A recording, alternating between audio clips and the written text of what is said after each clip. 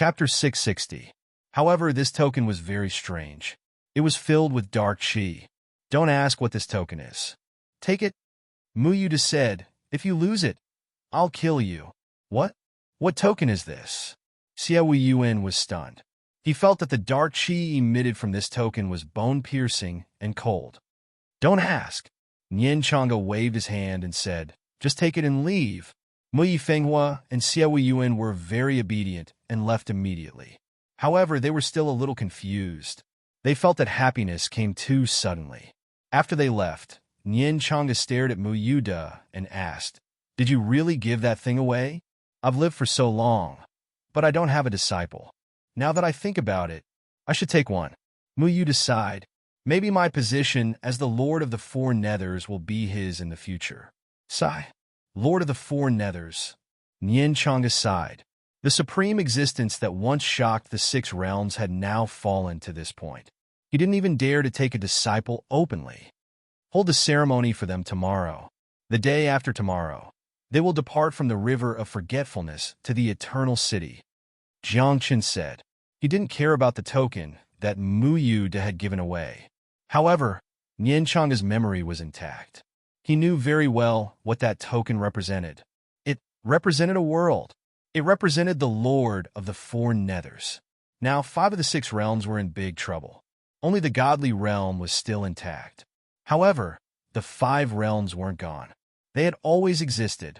Now, as the Lord of the Underworld, Muyuda actually gave this token to Xiao. This matter was indeed worthy of deep thought. The world is unpredictable, Muyuda said softly. Then, he left the main hall. Time passed slowly. 2 days later, Muyi Fenghua became the new leader of the Quanzuan sect, and Xiao Yuan became the vice leader. On the day that they took office, all the people in the Qiyu mansion came and submitted to the Quanzuan sect in front of everyone. At this point, Jiang Qin's last worry in the godless continent was completely put down. On this day, Jiang Qin, Nian Chang'e, and Mu Yud left silently. They arrived at the former territory of the Central Plains Imperial Dynasty. After passing through numerous mountains, they arrived at an ancient forest. This place had existed since ancient times and had never been destroyed before. It was all because of the special laws in order here. Even the gods of the land would not be able to destroy this place. It was rumored that this ancient forest was previously a battlefield. There were divine king corpses buried here, to the extent where existences that surpassed divine king level previously fell here. Their blood, bones, and flesh became nutrients that nourished the trees in the forest, eventually forming the ancient forest of today. There were even rumors that this place was a great burial pit, and there was something incredible buried below. It was extremely terrifying and strange. Why is this place so eerie? Jiang Qin frowned. As a land god, nothing on the godless continent should have any effect on him. But now, as soon as he stepped into the ancient forest, Jiang Qin felt a chill run down his spine, as if something was blowing cold air on the back of his neck. Nian Chang'e and Mu Yud were also pale, and fear flashed in their eyes. They more or less knew a thing or two about this ancient forest. This place was ominous and full of strangeness. There were even rumors that a supreme being from another continent had fallen here. Of course, maybe he was sealed here, or maybe he was really dead. In short, this place was very strange. If not for the fact that they wanted to enter the Eternal City, they would not have come here even if they were beaten to death. Hiss, why do I feel like a pair of hands is touching my forehead? Suddenly, Nian Chang'e exclaimed and slapped her forehead with all her strength. Muyi was even more furious. He stared at Nian Chang'e's forehead and said with a trembling voice, "There is a black handprint on your forehead. This place is full of misfortune," Jiang Qin said in a low voice. Divine power surged in his body, and he roared, "Back off." However, divine power was useless here. Most importantly, Jiang Qin saw a black handprint on his arm. Was it left by some kind of creature? Or some kind of strange substance? Only Mu Yud was completely fine. After all, he was the Nether King, the master of all ghosts in the world. Ordinary strange things would not get close to him. "Oh my God!" However, after a few breaths, Muyud also screamed. He originally thought that he would be fine, but who would have thought that a sticky substance would suddenly appear on his cheeks? It was like snot and saliva. Not only was it disgusting, but it was also full of a foul smell. Muyud was completely flustered. He was the master of the four netherworlds, the king of the netherworld. What kind of ghosts and misfortune had he not seen before? But now, there was really such an ominous thing that dared to provoke him. It could only mean that this ominous thing was not afraid of him, the master of the four netherworlds. In other words, if it dared to provoke the Nether King, it must be something extraordinary. "Have you been here before?" Jiangchen asked. His clothes were full of black handprints. He was also flustered. He even had a feeling that something big was going to happen here. Even he, a god of the land, might not be able to resist it. "We have been here before, but it was not this strange," Muyid said in a low voice. He was truly flustered. "Is there a big problem here?" Nian Changa frowned. It was not like this before. In the past, although this ancient forest was strange, it was not this scary. Now, the three of them were standing together. There were more and more black handprints on their bodies, but they did not even see a shadow. "Let's go. Enter the river of forgetfulness," Muyid urged. He led Jiangchen and Nian Changa toward the river of forgetfulness. However, after a few breaths, they realized that something was wrong. This place was clear and bright. After flying for a few breaths, they realized that they had been going in circles. Ghost wall? Restriction array? Or array? The three of them were shocked. They did not know what was going on here. Jiangchen narrowed his eyes. The brilliance of the sun and moon rose and fell in his eyes. After carefully scanning the surroundings, he could not help but shake his head and say, "There are no arrays or restrictions here. It is not an illusion." "Then why are we going in circles?" Nian Changa's heart raced. She had never felt so flustered before. "The power of heaven and earth," Jiangchen said in a low voice. "Mountains, rivers, grass, trees, and stones, once arranged in a certain shape and position with special means, they would communicate with heaven and earth, resonating and turning into the power of heaven and earth. Generally speaking, this kind of place was rare or even non-existent. Could it be man-made? Transforming this place into a land of the power of heaven and earth to trap something? Jiangchen suddenly thought of a terrifying thing. There was really something terrifying in this ancient forest. And someone had used a great magical power to turn the entire ancient forest into a domain of the power of heaven and earth. Was this to trap the creature in the ancient forest? The rumors can't be true, right? There really is a foreign supreme being sealed under this ancient forest? Nian Changa's face was dark. If that was really the case, then that supreme being was about to revive, right? Otherwise, there was no way the domain of the power of heaven and earth here could operate. Chapter 661. Godless Continent had previously experienced darkness turmoil. At that time, the Battle of the Six Realms and the foreign invasion erupted at almost the same time. It was precisely at that time that many experts fell, among them no lack of supreme, being level experts. Back then, there were rumors that there were at least 3 supreme beings who fell on Godless Continent. One of them, according to the rumors, didn't completely die, but rather was sealed in a certain place on Godless Continent. Now, it seemed like that rumor might be true. That supreme being who didn't completely die was sealed under the ancient forest. Too terrifying. That is a supreme being. Nian Changa was alarmed. That level of existence's cultivation was long, not something normal people could imagine. In that chaotic and dark age, even divine kings weren't enough. If not for this heaven and earth, this great Tao having experienced so much destruction, heaven and earth being damaged, the great Tao incomplete, how could the cultivation of these later creatures stop at divine king? And now, if a supreme being appeared in this world, then that person's strength alone could sweep through the heavens and 10,000 realms.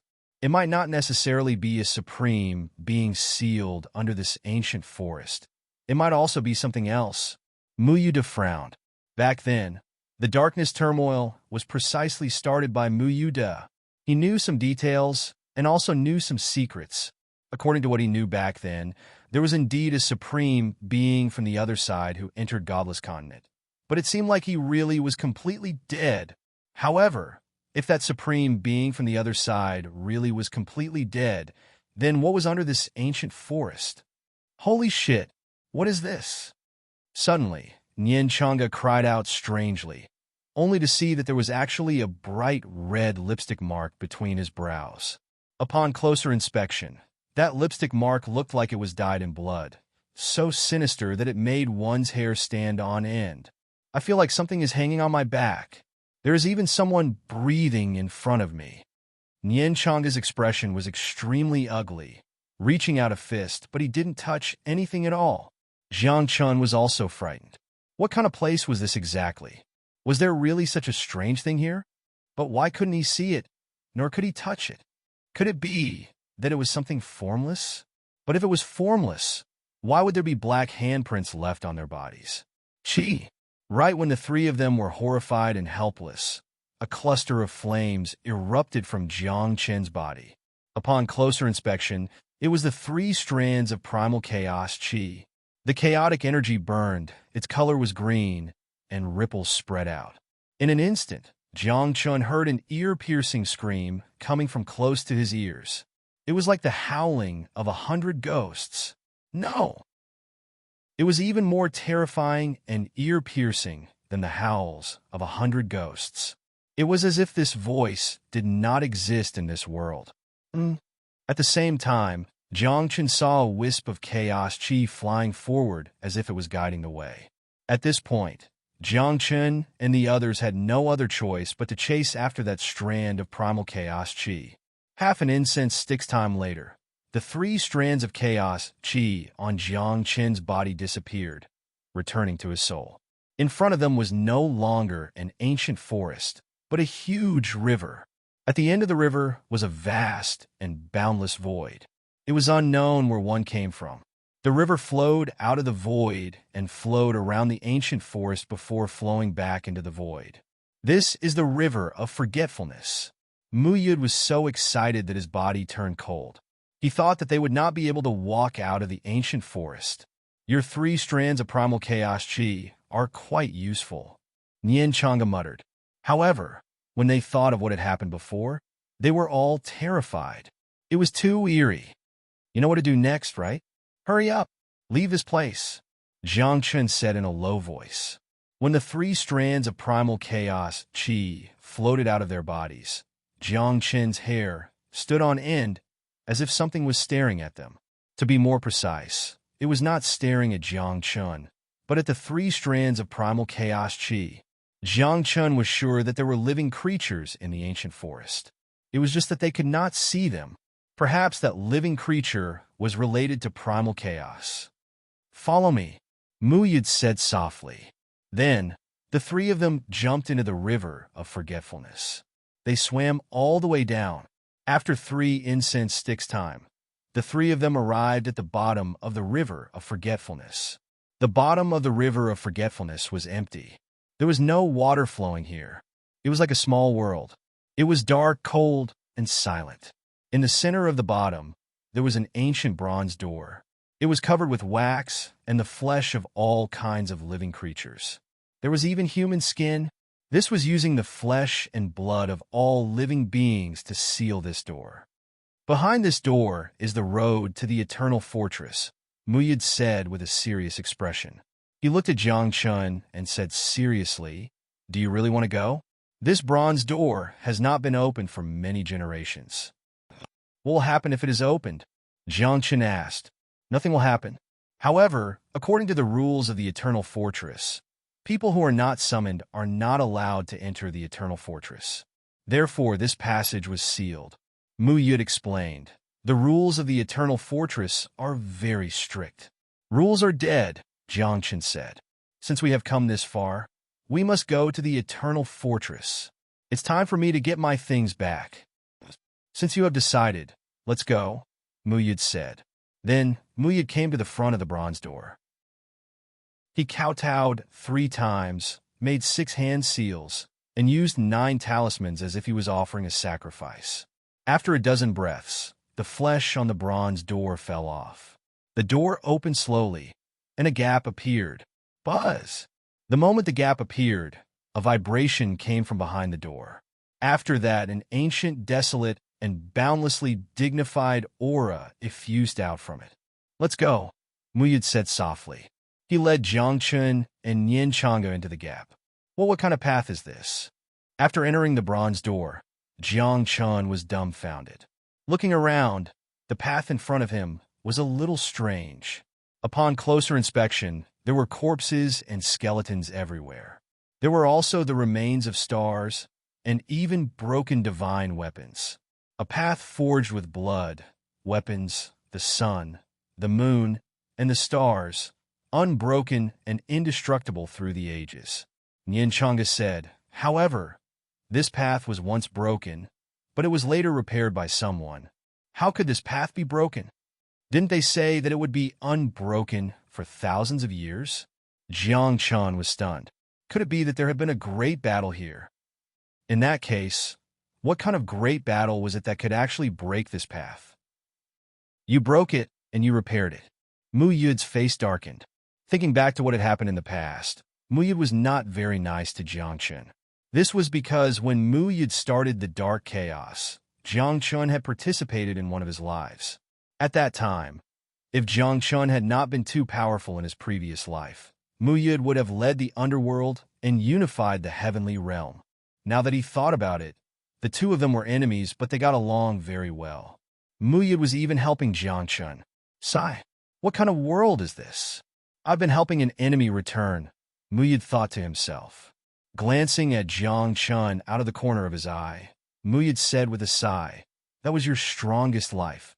My first life? Jiangchun asked. Yes. Muyid nodded and did not say anything else. Jiangchun did not ask any more questions. He knew that everything about his first life was forbidden. With his current cultivation, he could not touch it casually.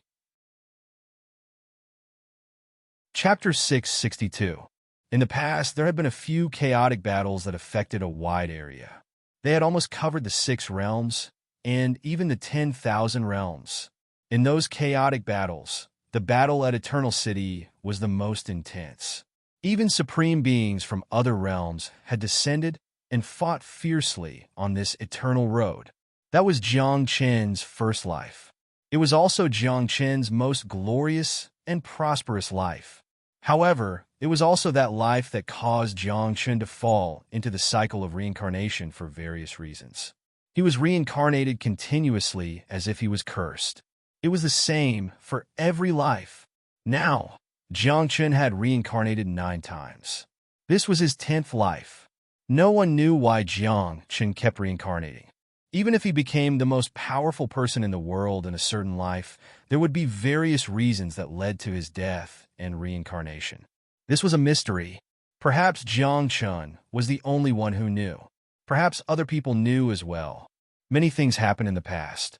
It's hard to understand, and it's hard to face. Muyid sighed. Everything started from, as he spoke, Muyid pointed above his head.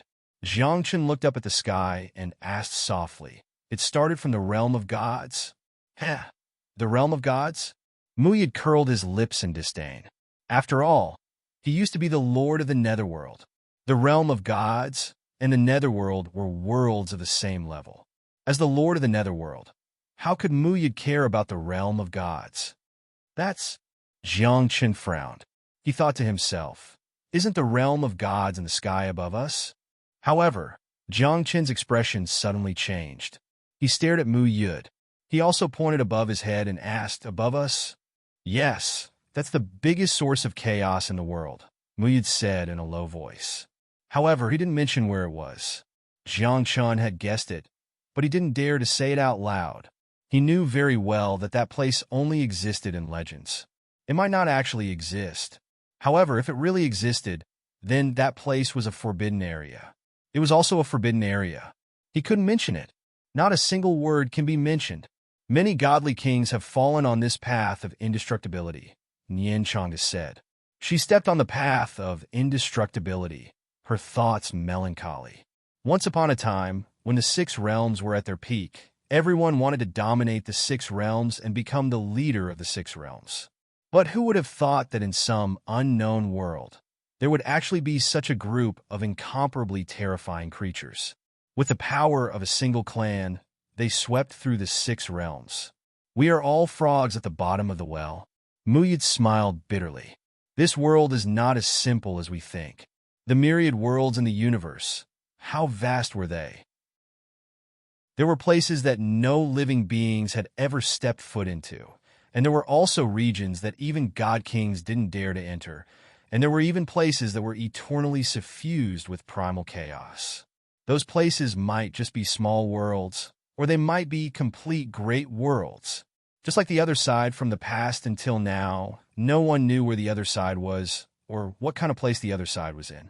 It was to the extent where even now, no one knew why the other side attacked the six realms. There were people who had previously speculated that perhaps the other side was nothing more than a speck of dust in the endless heavens. Perhaps in a certain place, there was a world that was even more powerful than the other side. Primal chaos transformed into the Tao. Tao gave birth to one, one gave birth to two, two gave birth to three, three gave birth to all things. Nian Changda said, "This world, from the beginning of primal chaos, has never been that simple. You think of yourself as an azure dragon, overlooking all creatures under the heavens, but you don't know that above your head, there is also an azure dragon overlooking you." Mu Yud sighed. His memories were extremely complete, so he knew that there were some creatures in this world who were powerful to the point of making others feel despair. Back then, as the Lord of the Underworld, Mu Yud was defeated precisely by this type of creature. Moreover, Mu Yud also knew that the Third Mountain's human emperor, Heaven Connecting Temple's Taoist Heavenspan, and even Fallen Land's Nine Abyss had all been defeated before, all of them defeated by this type of creature. Throughout the history of the Six Realms, only a few people could contend against this type of creature. However, those people all disappeared. There were some who disappeared without a trace, as if they were searching for the other side's world. There were also some who fell asleep, unknown when they would wake up. There were also some who entered the cycle of reincarnation, perhaps never to return. "It's too complicated," Jiang Chun said softly. With his current cultivation level, he didn't need to think about these problems at all. As the saying went, one should do as much as they had the ability, and consider as much as they could. The current Jiang Chun was invincible in the godless continent, but in the Nine Heavens divine realm, he wasn't very strong. He could only think about what was in front of him and couldn't care about anything else.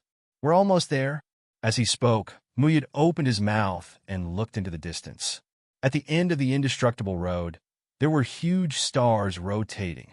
The brilliance of the stars fluctuated, and talismans turned into brilliant suns that pierced through the sky in front of them. That world was filled with light and talismans everywhere. It was a place that was protected by restrictions, divine abilities, formations, and barriers. And that was where the indestructible city was located. "I can sense it." Jiang Chen focused his eyes. They were about 3,000 miles away from the indestructible city. It wasn't very close, but it wasn't far either. At this moment, Jiang Chen's heart throbbed as he felt a familiar aura. "The cultivation technique that I left in the indestructible city has been obtained by someone else, and he has succeeded in cultivating it," Jiang Chen said in a deep voice. "That person is very close to us." As he spoke, Jiang Chen frowned and said, "Not just one person. Could it be that many people have cultivated the cultivation technique that I left behind? Maybe it was obtained by some family." Nian Changda explained, "In the indestructible city, there are families and sections." "Impudent! How dare you trespass on the indestructible road? Could it be that the later generations have forgotten about the supreme covenant and forbidden traces?" Suddenly, an angry voice came from the front. Then, a young man stepped on an auspicious cloud, covered in divine light, and flew toward Jiang Chun and the others. He hadn't arrived yet, but the divine aura had already reached them. "He's quite strong," Jiang Chun said softly, feeling rather surprised.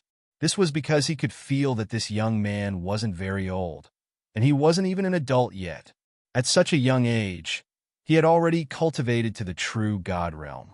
This cultivation speed and talent were at the level of a monster wherever he went. "There are many people like him in the indestructible city," Muyud explained. "The indestructible city is different from other places. It's easier to cultivate in the indestructible city, and there won't be any bottlenecks." "I see." Jiang Chun was relieved. After a few breaths, the young man landed in front of Jiang Chun and the others. His eyes were stern as he said coldly, "The indestructible road's door has long been closed. How dare you trespass? What does it have to do with you?" Muyud raised his eyebrows. As the Lord of the Netherworld, he could go anywhere in the 6 realms. Since when was it a junior's turn to scold him? Chapter 663. Nianchanga's face darkened as he stared at the young man. His eyes were cold. However, the young man was still domineering. He waved his hand, and a sword ray shot out. The sword ray was vast and powerful, but it was very condensed. It resonated with the great Tao. At this moment, Jiang Chun stepped forward and formed a fist seal. His fist ray was as bright as the sun as it shot out. Everywhere it passed, everything dimmed down, and even the sword light was shattered. The young man was surprised. He stared at Jiang Chun for a while, then asked the true God. Then, before Jiang Chun could speak, the young man shook his head and muttered, "That's impossible. Has the outside world changed? You can become a true god on the godless continent? Kid, do you know who I am? How dare you attack me?" Muyuda jumped up. His face was extremely ugly, and wisps of death chi appeared on his body. "I don't care who you are. Breaking the alliance and trespassing on the indestructible road is a capital offense," the young man said coldly. Jiang Chun and his 2 companions were struck dumb by her words. "What? You want to kill the 3 of us today? Capital offense? Ha! Do you have the right to sentence us to death?" Nianchanga said in a low voice, "You're just a kid. How dare you be so arrogant when you're only a true god?" "That's right. If it weren't for the seal in my body, I could drown a true god like you with my saliva," Muyuda said disdainfully. Nianchanga added, "If my physical body was still here, I could kill your entire family with a strand of my hair." Facing the arrogant Nianchanga and Muyuda, the young man's temper rose. He stared at Nianchanga and Muyuda as if he was trying to figure out their background. After a few breaths, he said coldly, "I'm a direct descendant of the Xian clan. Why don't I have the right to sentence you to death?" "Xian clan? Have you heard of them?" "No." Jiang Chun and the other 2 exchanged glances. They were all dumbfounded. "Xian clan? What the hell? I've never heard of it before." Even Muyuda, an old monster who had lived for many eras, had never heard of the Xian clan. "You guys don't even know about the Xian clan?" The youth widened his eyes in disbelief. Who in the Eternal City didn't know about the Xian clan? Who didn't know that the Xian clan was strong enough to be ranked in the top 10 among all the clans in Eternal City? A good dog doesn't block the way. At this moment, Jiang Chen walked forward and stopped in front of the young man. Jiang Chen's words were very unpleasant to hear, because this young man was about to sentence them to death. Why should Jiang Chen say anything nice? If you want to kill him, just do it. If you don't want to kill me, then get out of my way. You are courting death, the youth roared. Divine power surged from his body, and his aura erupted. He was like a war god. Moreover, his body was filled with battle intent, killing intent, and the aura of slaughter. It was obvious that this young man had experienced a great war and was not a good-for-nothing. Of course, from the beginning, Jiang Chun and the others didn't think of this young man as a good-for-nothing. This was because every living being in the Eternal City was a powerhouse. Every single one of them was a survivor of war and raging flames. They had experienced hundreds of battles. If they were defeated by foreign creatures, they would die. Therefore, none of the living creatures in Eternal City were weak, and none of them had not been baptized by the flames of war. The Xian clan and I are fated. Let me advise you not to attack, Jiang Chen said in a deep voice. Jiang Chen sensed that there was a wisp of his aura on this young man from the Xian clan, and this wisp of aura was the aura that he possessed after cultivating that supreme technique. Fated? What right does someone like you have to be fated with my Xian clan? The young man said disdainfully. His aura had reached its peak. As his voice fell, he slashed out with his sword. The sword light was like a cold light that rushed out and went straight for Jiang Chen's glabella. Ha! Jiang Chen chuckled. With a wave of his hand, the Baron's sword essence burst forth. Boom! In the next moment, the two sword lights collided like two shooting stars in the sky. The light that flashed by was extinguished in an instant. Then, the Baron's sword essence was like a yellow dragon that bombarded the young man from the Xian clan. Puff! The young man from the Xian clan's expression changed drastically. His shoulder was pierced, and he spat out a mouthful of blood. What shocked him the most was that there was a special power in his body. This power caused his essence, energy, and spirit to wither and decline continuously. The power of Baron? The young man from the Xian clan said in a deep voice. He stared at Jiang Chen and asked, "What's your relationship with the Desolate God?" "Desolate God?" Jiang Chen said softly. He shook his head and said, "Nothing. You still dare to say that? The Baron's sword essence is the inheritance of the Desolate God." The young man from the Xian clan shouted angrily, "The Desolate God is so bold. He actually allowed a descendant to break the covenant and barge into the immortal road. I've said that it has nothing to do with the Desolate God. If there's a relationship, it's only the Baron's sword essence," Jiang Chen said. With that, Jiang Chen walked forward. When he passed by the young man from the Xian clan, he waved his hand gently, and his palm landed lightly on the young man from the Xian clan. Jiang Chen said in a low voice, "Get out of my way, you!" The young man from the Xian clan naturally wouldn't budge. However, the moment Jiang Chen's palm touched his body, his entire body trembled and blood spurted out from his mouth and nose. What is this? Is he a monster? I can't even take a light palm. I'm the genius of the Eternal City, the young man exclaimed in his heart. If it wasn't for the fact that the Xian clan and I are fated, you would be a dead man now, Jiang Chen said. Then he waved at Nian Chang'e and Mu Yud and said, "Let's go. Bring me to the Eternal City to have a look." Don't even think about entering the Eternal City without the call of the Alliance. No one can enter the Eternal City without permission. The young man from the Xian clan roared angrily. At the same time, he formed a seal with his hands, and a wave of divine consciousness shot toward the Eternal City. Obviously, he was informing the others and looking for help. This, Mu Yud's expression froze. If the Xian clan really found help, then their cultivation must be above the true God realm. Jiang Chen had just become a land god and had just stepped into the true God realm. His cultivation hadn't stabilized yet, so how could he be a match for someone above the true God realm? How dare you? How dare you bully the people of the Xian clan? Just as Mu Yud was worrying, an angry roar came from the direction of the Eternal City. Then a terrifying aura exploded. It was far beyond the true God realm. It's over, it's over. We're going to lose. Nian Chang'e's face darkened. Against a true God, Jiang Chen had the power to fight and even a 90% chance of winning. However, against an expert who had surpassed the true God realm, Jiang Chen had no chance of winning at all.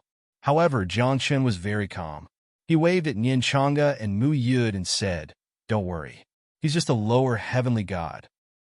How can we not worry? Brother, you're just a lower heavenly god, and he's a lower heavenly god. His cultivation is one realm higher than yours. Nian Chang'e's face darkened. He felt that he was going to lose today. Chapter 664. Land gods were true gods, and above true gods were heavenly gods. After becoming a god, the ranks of gods were very clear. Above true gods were heavenly gods, mysterious gods, and honorable gods. After there were titled gods, main gods, and divine kings. The strength of each rank was very strict, and very few people could fight across realms. After all, a slight difference in the power of a god was like a ravine that was difficult to cross. But now, Jiang Chun was so calm in front of a lesser heavenly god. This made Nian Chang'e and Muyu to panic. "Big brother, are you really calm or pretending to be calm?" Muyuda's mouth twitched. He knew that it was very difficult to fight across realms after becoming a god. However, Jiang Chun and the heavenly god's cultivation levels were one whole state apart. "Would you believe me if I said that I'm strong and calm?" Jiang Chun smiled and pointed to the front. "They're already here. What's the use of panicking?" "You mean we'll fight them head-on?" Nian Chang'e covered her face and smiled bitterly. "Can we fight them head-on? If we don't fight them head-on, do we have to retreat? Where do we go? Do you think they'll let us go?" Jiang Chun said angrily. At this moment, the heavenly god had already landed in front of everyone. When he saw the young man from the Xian clan lying in the distance, the heavenly god's expression suddenly changed. It was extremely cold, and his eyes were filled with killing intent. "How dare you hurt someone from the Xian clan? Do you want to die?" The heavenly god shouted angrily. This person was also from the Xian clan. He was about the same age as Jiang Chun, but his cultivation was very high. Moreover, he was surrounded by divine light and looked very extraordinary. He attacked first, Miyudo explained. "We came to the Eternal Fortress for important matters." "What important matters?" "Without the call of the Alliance, no one can enter the Eternal Fortress." The heavenly god angrily rebuked. "Don't you know about the Alliance? Or do you think the Eternal Fortress is a place you can enter as you wish? Do you know what the Eternal Fortress is? It's a city wall that concerns the world." Muyuda and Nian Chang'e nodded in agreement. They were well aware of the stakes involved in the Eternal Fortress. Under normal circumstances, even a godly king wouldn't be able to step into the Eternal Fortress without being summoned. "Today I must enter the Eternal City." Jiang Chun raised his eyebrows and stared at the God of Heaven. He coldly said, "Don't block the way. A mere lower true god dares to be so arrogant?" The deity scornfully said, "Even if I'm willing to let you go, you still won't be able to enter Eternal City. It's not up to you to decide whether we can enter or not." Jiang Chun was very direct. He waved his hand at the other party and said, "Don't talk nonsense. If you want to fight, just do it. I don't have the time nor the mood to talk nonsense with you. You're courting death." The deity's divine energy surged. Without another word, he raised his hand and sent a palm strike toward Jiang Chun. "Umph." Jiang Chun snorted. His body shook, and a wisp of chaotic chi emerged from his body, like a green dragon. Roar! Everyone could vaguely hear the roar of a dragon. Then, the chaotic chi turned into a sharp arrow and shot out. It first pierced through the palm strike and turned it into powder. Then, without slowing down, it went straight toward the God of Heaven. "What? Chaotic chi?" the God of Heaven exclaimed. He couldn't believe that a lower true god could control a wisp of chaotic chi. Chaotic chi was extraordinary and couldn't be measured by ordinary people. It was because this kind of power was too powerful, too mysterious, and too obscure. At this moment, the God of Heaven took a few steps back and avoided the wisp of chaotic chi. Then, divine energy erupted from his body and a talisman condensed in front of him. "Thunder in all directions, listen to my command. Clear water in all directions, all under my control." With a furious roar, thunder rumbled in all directions. Large rivers appeared out of thin air, and there seemed to be a sun rising and falling in the rivers. Then 8 thunders showed up at the same time. Together with a vast river, they fell towards Jiang Chun. "This is tricky." Nian Chang'e was shocked. The God of Heaven in front of her was actually a talisman master, and a talisman drawn with divine energy was extremely powerful. Moreover, this move of the God of Heaven was quite famous in the 9 heavens divine world. It was a high-grade divine skill, clear water in all directions. According to legend, the person who created the clear water in all directions was the supreme divine king. He was so powerful that he unified the nine heavens divine world for more than 60,000 years. Back then, the Divine King had used this 8 directions bright water to intimidate the world. Clear water in all directions?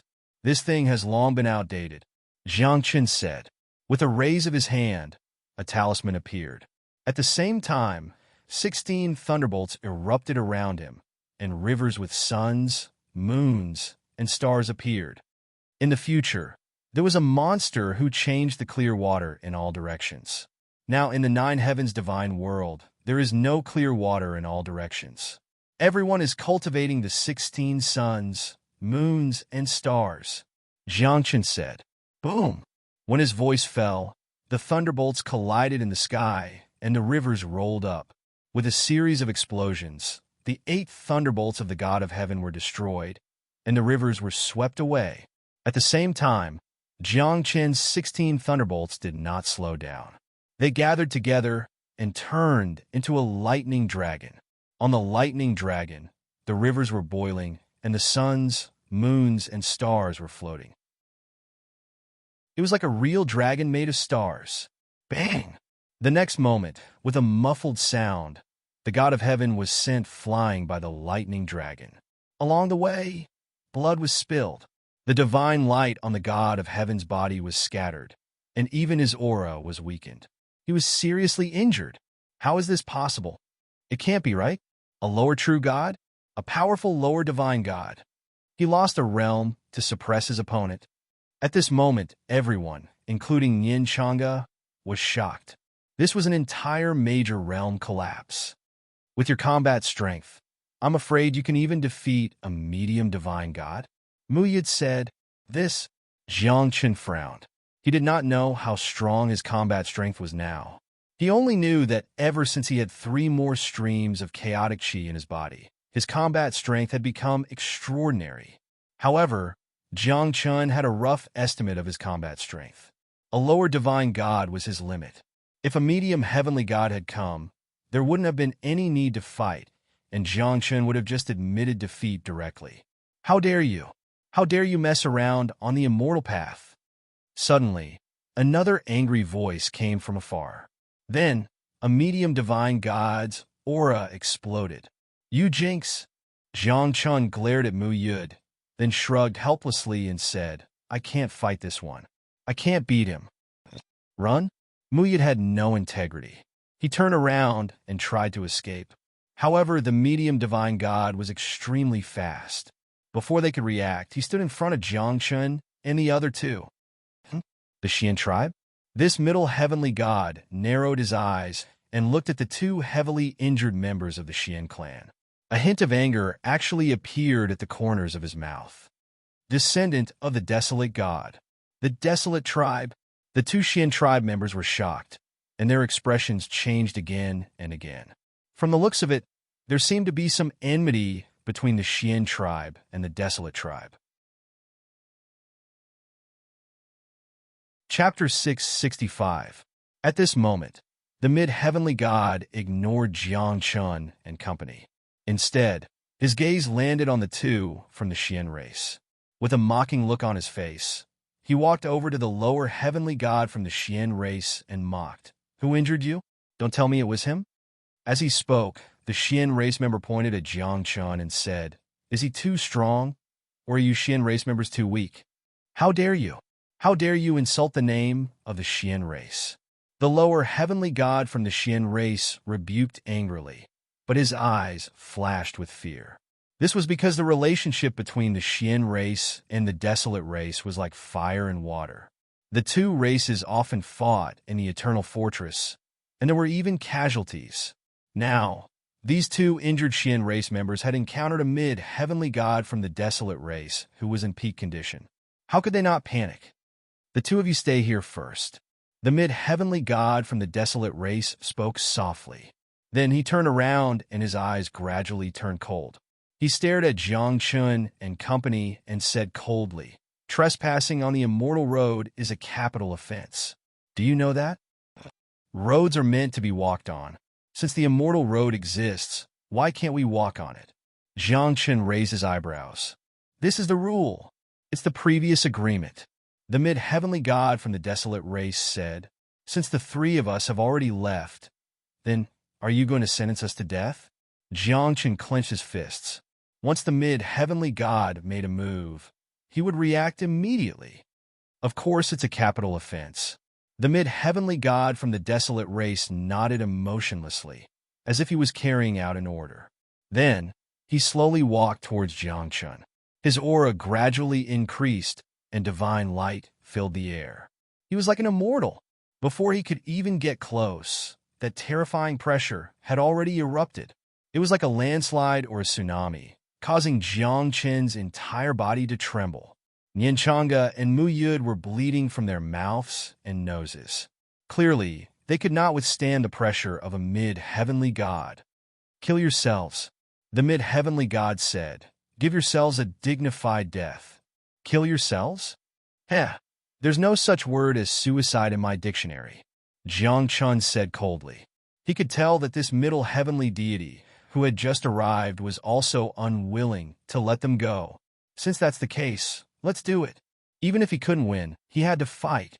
After all, he had been forced into a dead end. Slash! At this moment, Jiangchen let out a long howl. With a wave of his hand, a barren sword intent burst forth. Like a silver dragon, the sword radiance was resplendent, accompanied by the rumbling of thunder. Huh! This is the ancestor's sword intent? The middle-level heavenly god was stunned. With a light palm strike, he shattered the sword light. Then, in a flash, he appeared in front of Jiangchen. His palm fell slowly and actually imprisoned Jiangchen. This barren sword intent. Where did you obtain it?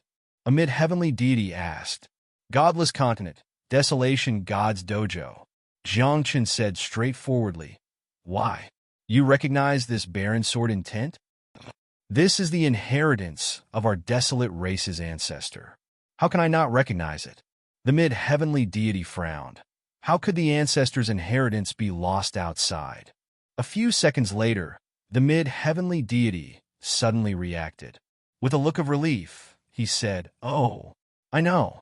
The ancestor once came from the godless continent and left his inheritance there.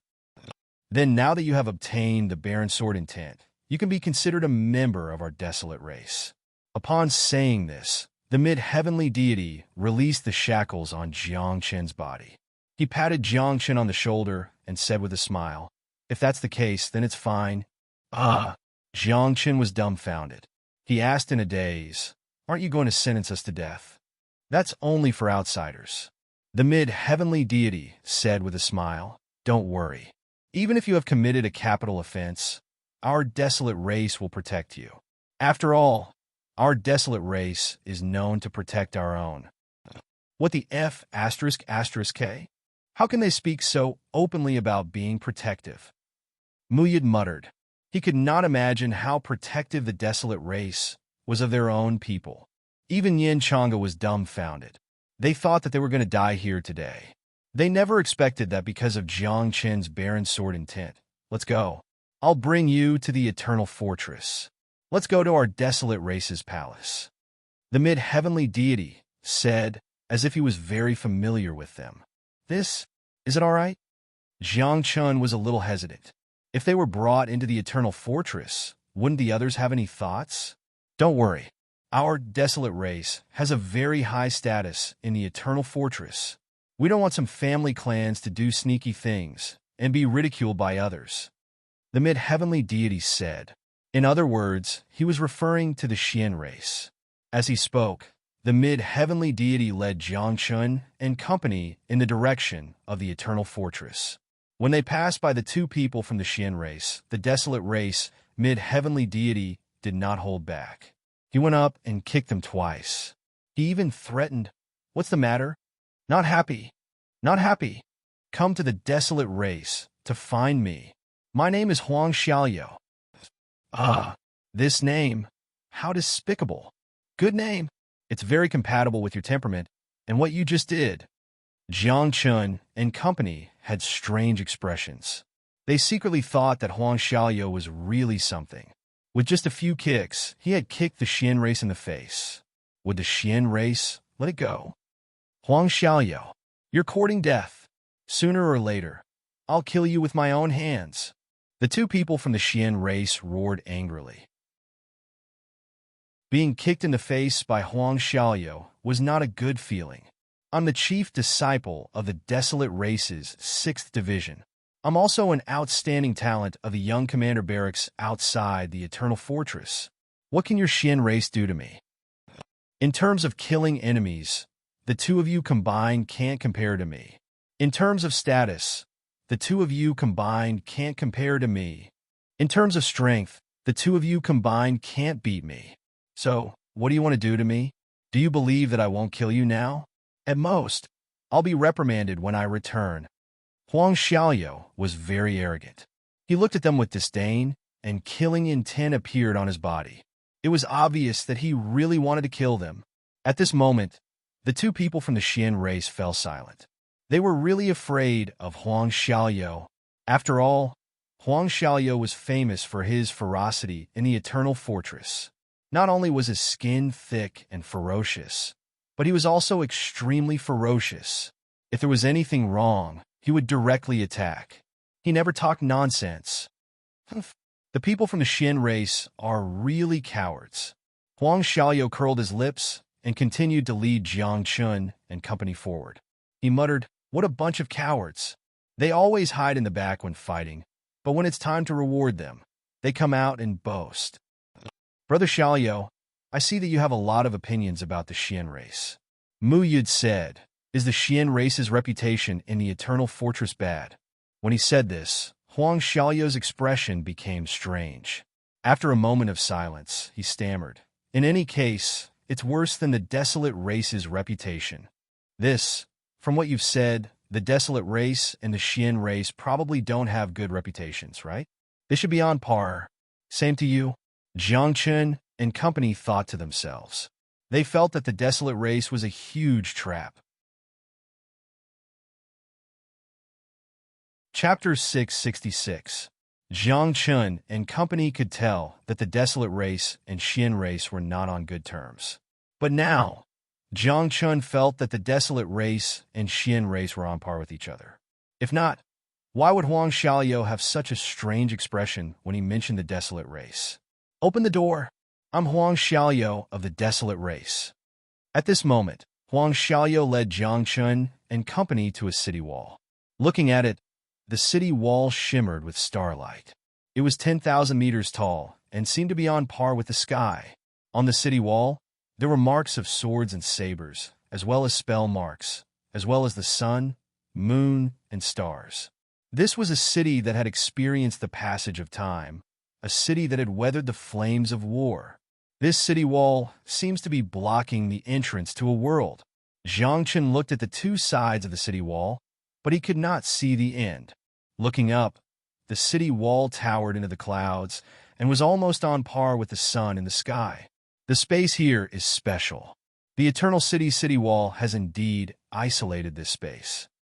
Nian Chang'e said, "If this place is broken, it's equivalent to the collapse of the last barrier between the godless continent and the 6 realms. When that happens, the foreign army can easily enter the godless continent, the 6 realms, or even the 9 heavens divine world." Mu Yid added, "The Eternal City had been established for a long time. The existence of this ancient city was a line of defense, and it was the last line of defense. If this place fell, the 6 realms and 4 seas would fall." At this moment, a guard stood up on the city wall. When he saw Huang Xiaoyou, his face darkened. "Huang Xiaoyou, you left the city without permission?" The guard frowned and asked, "Do you know that this is a serious crime? Don't bullshit me. Hurry up and open the door. A descendant of the Desolate Race has arrived." Huang Xiaoyou shouted, "Hurry up.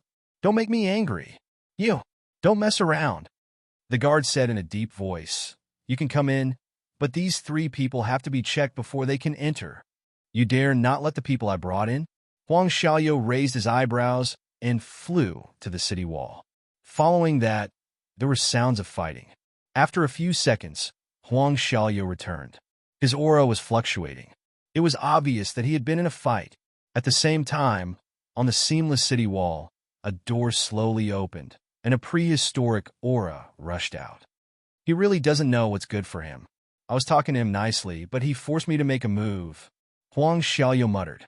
Then he waved at Jiang Chun and the other two and said, "Let's go. Follow me." This isn't appropriate, right? Jiang Chun hesitated. Going in like this was tantamount to trespassing on the Eternal Fortress. How could one trespass into an important place like the Eternal Fortress? It would not be a problem if they were allowed to enter after a thorough investigation. However, the current situation didn't seem right. Wang Xiaolu had obviously suppressed the guards on the wall. If they went in like this, wouldn't that be trespassing? The rules of the Eternal Fortress were strict. Jiang Chun naturally didn't know how serious the consequences of trespassing were. However, looking at Nian Chang'e and Mu Yud, who remained in place and refused to take a single step forward, Jiang Chun knew that the consequences of trespassing into the Eternal Fortress would be unbearable. "What are you afraid of?" Huang Xiaoyu frowned. His face darkened as he said, "If the sky falls, the desolate race will hold it up for you. But, according to what I know, trespassing into the Eternal Fortress is a capital offense." Nian Chang'e said, "When the time comes, it's not something a middle celestial god like you can handle." That's right. Trespassing into the Eternal Fortress is certain death. When the time comes, the person who will sentence us to death will be at least a heavenly god or even a tidal god. Muyid shook his head vigorously, indicating that he wasn't willing to go in. "Let's get someone to check." Jiang Chun also panicked. All right. I'll get someone to check." Huang Xiaoyu looked irritated, as if the desolate race's position in the Eternal Fortress was being questioned. "Huang Xiaoyu, you're getting more and more presumptuous." At this moment, an extremely terrifying aura appeared on the city wall. Following that, a middle-aged man covered in divine light appeared in front of Jiang Chun and the other two. This person's appearance couldn't be seen clearly, nor could they see his cultivation level. They only knew that this place was extremely powerful. Even Huang Xiaoyu's expression changed again and again when he saw this person. His arrogance from before was completely gone. "Greetings, Tian Yu Supremacy." Huang Xiaoyu lowered his head slightly and actually bowed. When Jiang Chun and the others heard the words, "Tian Yu Supremacy," their faces turned even paler. A person who could be called a supremacy must have a title in front of him, and this title meant that this person's cultivation level had reached the tidal god realm. This kind of person was extraordinary. His strength was far from what Jiang Chun and the others could contend with.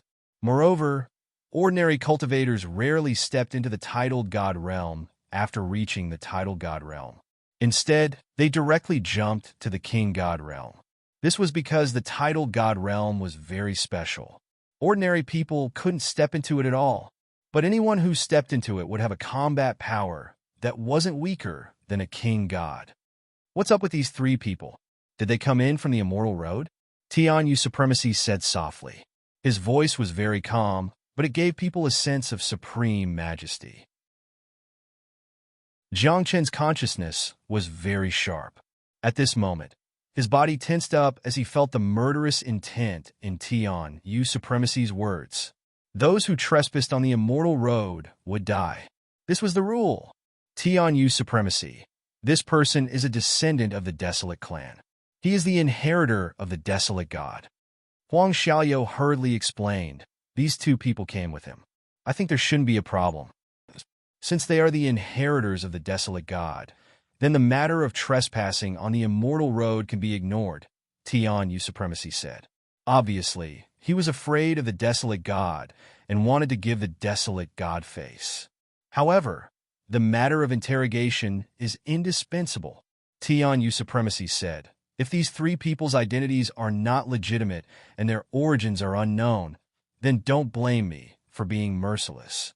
I will kill them immediately. This, Tian Yu Supremacy, please investigate, Huang Xiaoyu said. Tian Yu Supremacy had a high position in Eternal City. He was an elder of the Ji clan. Since he was here, then the right to speak here was not Huang Xiaoyu's. This is the empty space mirror.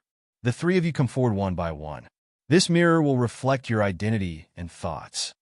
Tian Supremacy waved his hand, and an ancient bronze mirror appeared in front of Jiang Chun and the other two. We are upright and upright. What are we afraid of? Muyuda was the first to step forward and came under the empty space mirror. Then, a ray of moonlight shone down and shone on Muyuda's body. Buzz! In an instant, the empty space mirror vibrated, and the light became uncertain. After a few breaths, the light on the empty space mirror disappeared. What? Tian Supremacy was stunned. This was the first time he had encountered such a situation. Under normal circumstances, the empty space mirror could reflect a person's identity and origin. If the person had evil intentions, the empty space mirror would emit a red light as a warning. Since ancient times, the empty space mirror had reflected many people with evil intentions. However, the light on it had never been extinguished. Chapter 667. I'm the Lord of the Underworld. How dare a mere purifying mirror shine on me? How dare it reveal my true identity? Muyuda thought to himself. He slowly raised his head and looked at Tian Yu the Venerable. Can I go in now? No. You have a problem. Now wait aside. The other two will come and check. Tian Yu the Venerable said. Naturally, he would not let Muyuda in so easily.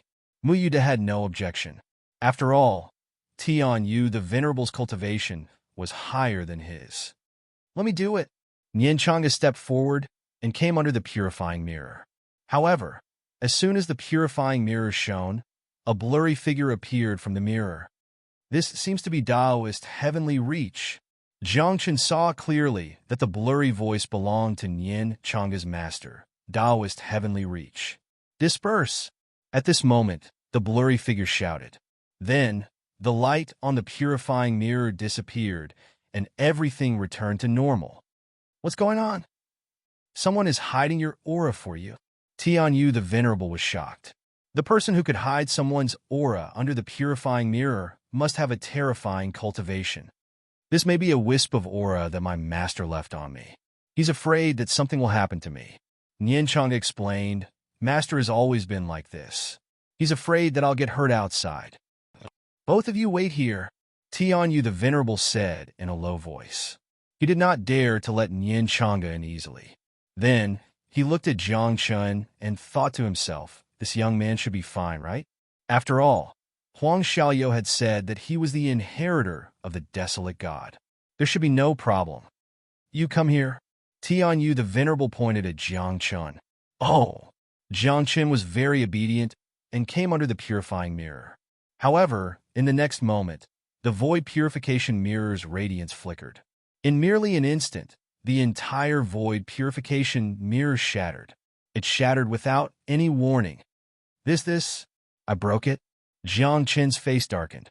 He wondered if the purifying mirror was worth a lot of money. If it was broken, how much would he have to pay? At that moment, Reverend Tian Yu was dumbfounded.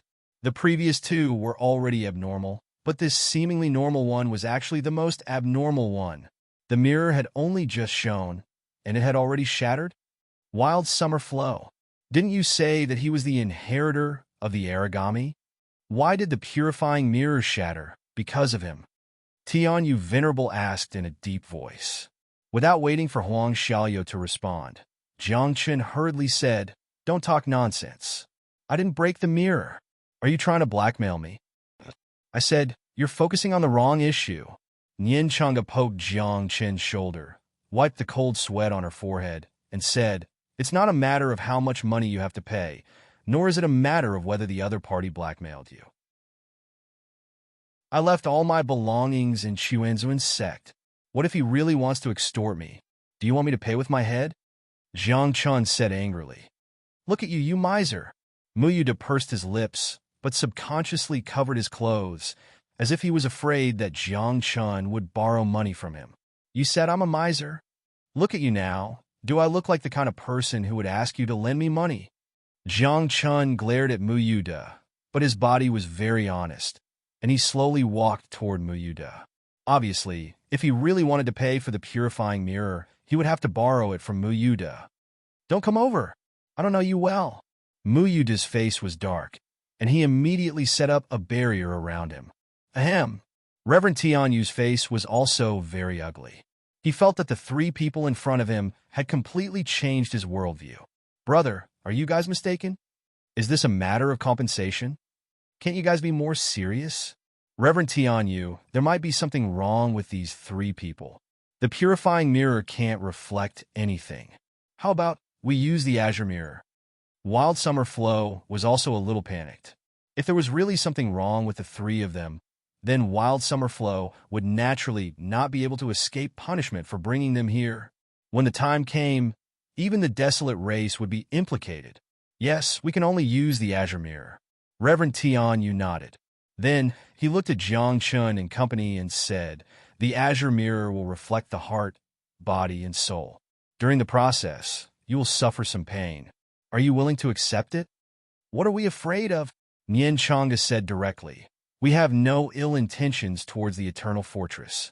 Just use the azure mirror. That's right, come on. Muyuda nodded. Jiang Chun also nodded. He did not say a word, but he also agreed to use the azure mirror. Reverend Tianyu then left, and it did not take long for him to return. This time, he waved his hand, and a glowing azure mirror appeared in front of the three of them. I'll go first. Muyuda was fearless, and he was the first to come under the azure mirror. However, when the azure mirror's light shone down, a black netherworld palace suddenly appeared on Muyuda's body. As the netherworld palace appeared, the azure mirror's light instantly disappeared, and the azure mirror returned to normal. This, Reverend Tianyu was dumbfounded. Even the azure mirror could not reflect anything. You must have done something wrong. Let me do it, Nian Changa teased, and then stood under the azure mirror. However, just as he walked under the azure mirror, before the azure mirror's light shone, Taoist Heavenly Immortal's figure appeared again. This time, the azure mirror's light did not dare to shine at all. It was as if the azure mirror was afraid, and there was no movement at all. Master, don't trick me. Nian Changa's face fell. You, stand aside. Reverend Tianyu's face turned even uglier. He was very depressed. What was the background of the three people in front of him? The empty net mirror could not reflect anything, and the azure mirror did not dare to shine. Could it be that these three people had extraordinary backgrounds? However, the empty net mirror and the azure mirror both contained a wisp of divine sense energy from a top lord. Unless their cultivation level exceeded that of a lord, no one could escape from the empty net mirror and the azure mirror's light. Let me do it, Jiang Chun whispered, looked up at the azure mirror, and asked weakly, if it breaks this time, you can't blame me, and you don't have to pay for it, right? You come first, Reverend Tianyu said in a deep voice. If it were not for the desolation god, he would not have bothered to interrogate Jiang Chun and the other two. He would have killed them on the spot. Now, they even found out about this matter after an investigation. What do you mean by come first, then talk? You have to say this first. If this azure mirror breaks, don't blame me. Jiang Chun was anxious. He knew that the empty net mirror's collapse was most likely related to his previous lives. After all, he had been extraordinary in each of his previous lives. How could this mirror dare to reflect his identity? Fine. Reverend Tianyu was impatient. He waved his hand and said, come here. You don't have to pay for it if it breaks. Okay. Jiang Chun nodded. He went up to the azure mirror excitedly. Then, the azure mirror flickered like a divine rain of light and fell on Jiang Chun. However, as soon as the rain of light touched Jiang Chun, the whole colored glass mirror was smashed to pieces. What the F***CK? It's broken? It can't be, right? Is this guy really the desolation god's successor or a fake? Reverend Tianyu cursed. His face was dark, and his heart was aching. The empty net mirror and the azure mirror were too precious. They were equivalent to a year of his cultivation resources. Now, both mirrors had broken, and he could not make Jiang Chun pay for it. He could only pay for this loss himself. Chapter 668. Tianyu Supremacy's heart was bleeding, and he was even more shocked. Both the emptiness mirror and the colored glass mirror were broken. This was not only a matter of loss, but it also made him suspect that the three people in front of him had a great background. Tianyu supremacy. Why don't we ask the master gods to take a look? Huang Xiaoyu was also panicking. What was going on with these three? One could produce the shadow of a black palace. One could reflect the old Taoist. And the last one could cause two mirrors to shatter. This was a little strange. You can't blame us? Muyud explained. Maybe it's a problem with these two mirrors. Yes, it's very likely that they're fakes. Nianchanga nodded. Fakes? Tianyu supremacy was anxious. He had spent a lot of cultivation resources to exchange for them. How could they be fakes? Why don't we ask the master gods to take a look? Jiangchen said. Tianyu supremacy would not let them into the city if he could not find out their background. Once they entered the city, Jiangchen would not be able to find the supreme technique. Jiangchen did not want to waste time here. The master gods in the city have all gone to the front line. Tianyu supremacy said, it seems that we have to use the emptiness mirror. Emptiness mirror? This is not appropriate. Huang Xiaoyu frowned. He knew how powerful the emptiness mirror was. The emptiness mirror was formed by the power of the heavenly way and fused with ancient ice crystals. It was covered with patterns of the great Tao and had been engraved with many talismans by later generations. Under the emptiness mirror, unless it was a divine king, everything would be revealed. However, the power of the emptiness mirror was not something ordinary people could withstand. Even upper heavenly gods would collapse or even be injured under the emptiness mirror.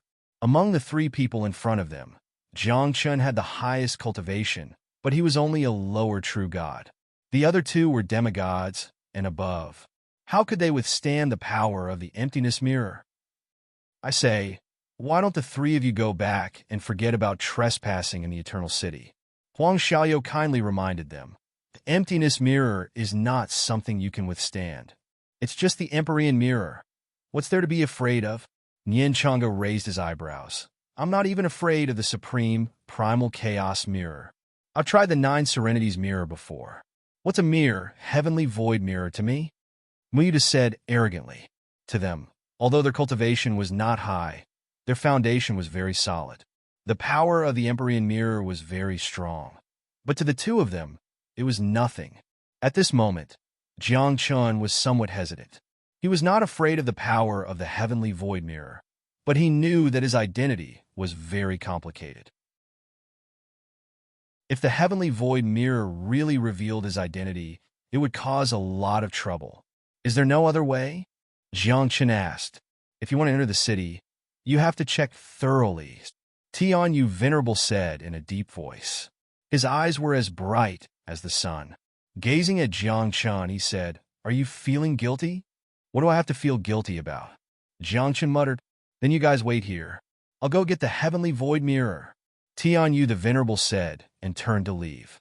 Huang Xiaoyu walked over and looked at Jiangchen and the other two with a strange expression. After staring for a long time, Huang Xiaoyu asked tentatively, The three of you don't have any ill intentions towards the Eternal Fortress, right? What ill intentions could we have? Jiangchen asked in return. With our cultivation, even if we had ill intentions towards the Eternal Fortress, we wouldn't be able to cause any trouble, right? That's true. Huang Xiaoyu nodded. However, Jiangchen and the other two were full of mysteries, and Huang Xiaoyu did not dare to completely trust them. Huang Xiaoyu, are you the one who injured the 2 disciples of the Xian clan? Suddenly, a group of young men appeared on the city wall. These people were all wearing the robes of the Xian clan.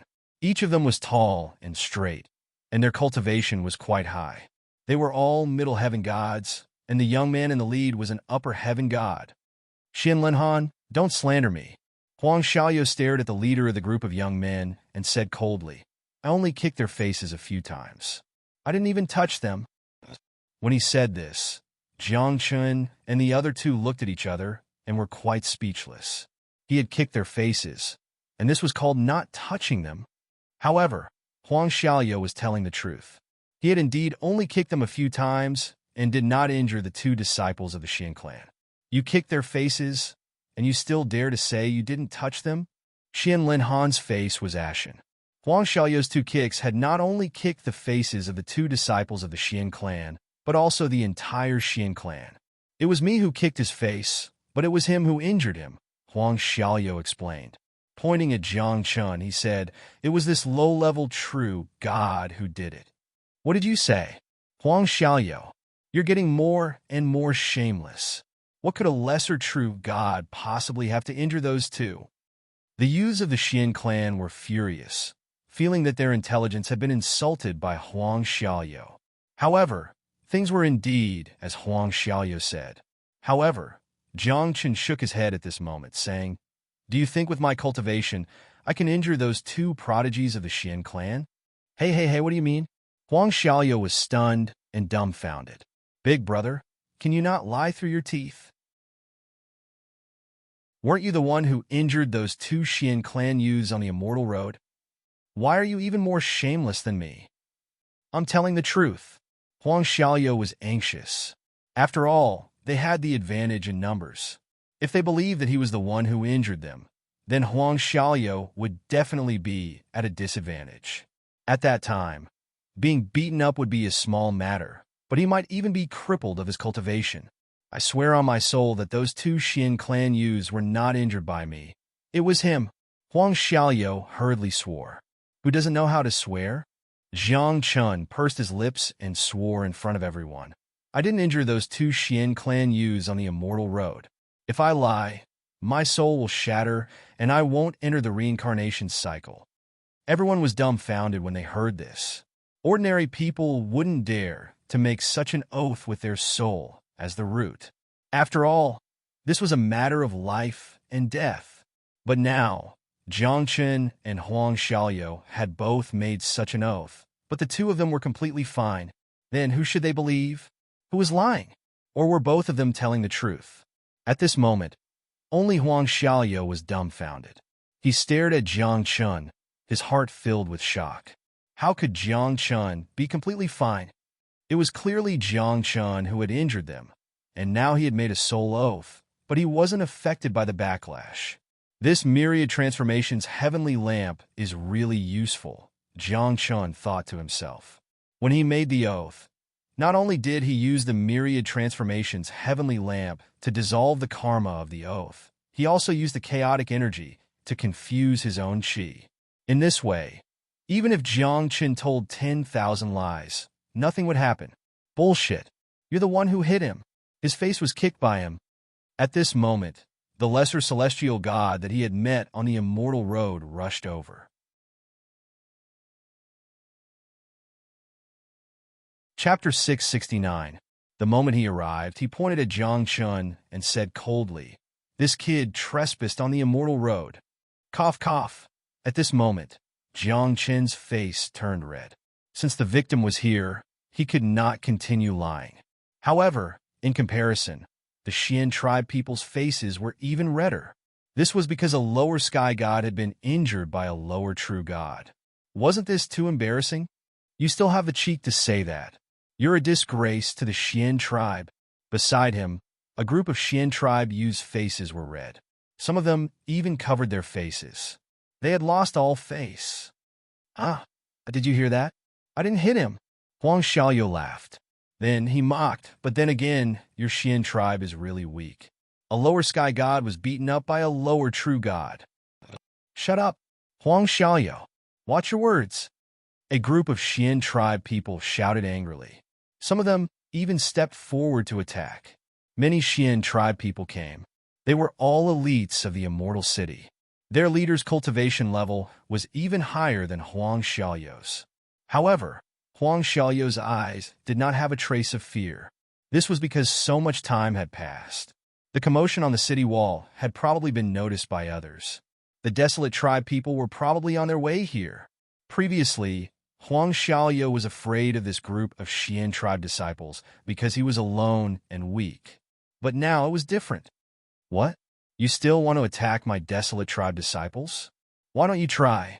At this moment, a group of people flew over from afar. The leader's cultivation level was also at the upper sky god level. His aura was extremely strong. Big cousin, Huang Xiaoyo looked calmer when he saw that person. He waved at him and said, come quickly. This group of Xian tribe bastards are going to attack me. What are you afraid of? Big cousin is here. Don't be afraid, cousin. I'm here. Suddenly, a group of Huang Xiaoyou's relatives arrived. There were a total of 13 of them, including Huang Xiaoyou. There were 14 of them. When these 14 people appeared, the Xian tribe people's aura weakened. Some people's faces even darkened, and their eyes were filled with fear. Desolate Race's 14th rate. These 14 fellows. Some people muttered while others cursed silently. Their expressions were extremely unsightly. Jiang Chun, who was by the side, was very curious. He glanced at Huang Xiaoyou and asked, "The Desolate Race's 14th rate? What did he mean? Is it a title?" This cough. Huang Xiaoyou's old face turned slightly red as he stammered, unable to say a single word. "It's just a title. There are 14 hooligans in the younger generation of the Desolate Race." Someone from the Xian race said with a gloomy expression. He was even more furious.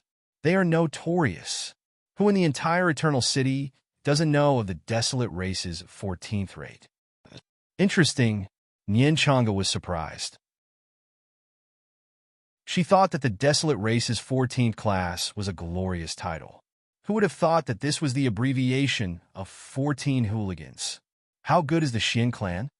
We, the Desolate Race, are hooligans, but we are honorable hooligans. Unlike your Xian clan, who only know how to do sneaky things. Huang Xiaoyou's eldest cousin angrily rebuked. He said very seriously, "At least we are honorable." What the hell? Hooligans are divided into honorable and evil? As hooligans, they are so honorable. Are they too thick-skinned? Or am I too thin-skinned? Mu Yud was also confused. Jiang Chun was even more speechless. He had previously felt that the Desolate Race was not simple. It was very likely that they were a huge scam. Now that he heard this, Jiang Chun was even more certain that the Desolate Race was not a good person. In the past, the Desolate God was so glorious on the godless continent. He had many honors. I didn't expect that his descendants would end up like this in the Eternal City, Jiang Chun thought to himself. He felt sorry for the Desolate God. When did the Xian clan do such sneaky things? We are also honorable. Even if we did do such sneaky things, everyone knows about it. This is also considered honorable. The group of Xian clan people defended themselves. They were calm and composed, without a trace of redness. At this moment, Jiang Chun and company were completely confused. A bunch of hooligans, a bunch of villains. Were they comparing who was honorable? Was there even a need to compare? When two piles of shit meet, they're comparing which pile of shit smells better. Jiang Chun could not help but mutter. These two clans were not good people. However, from their tone and attitude, as well as their confidence, the Desolate Race and Xian clan strength in Eternal Fortress was not bad. They were even very strong. Otherwise, this bunch of hooligans and villains would have been punished by Eternal Fortress long ago. The three of you attacked together. At this moment, Tianyu Supremacy returned. He was holding a mirror that was filled with green mist. It was engraved with complicated patterns, and there were even cryptic talismans floating on it. Greetings, Tianyu Supremacy. The people from both clans bowed. Tianyu Supremacy's position in Eternal Fortress was not low. What's the situation with these three? They actually used the Empyrean Mirror. It's these three people who trespassed on the Eternal Road. We are now investigating their backgrounds. Why did they use the Empyrean Mirror? The group was puzzled. Only Huang Xiaoyou knew what was going on.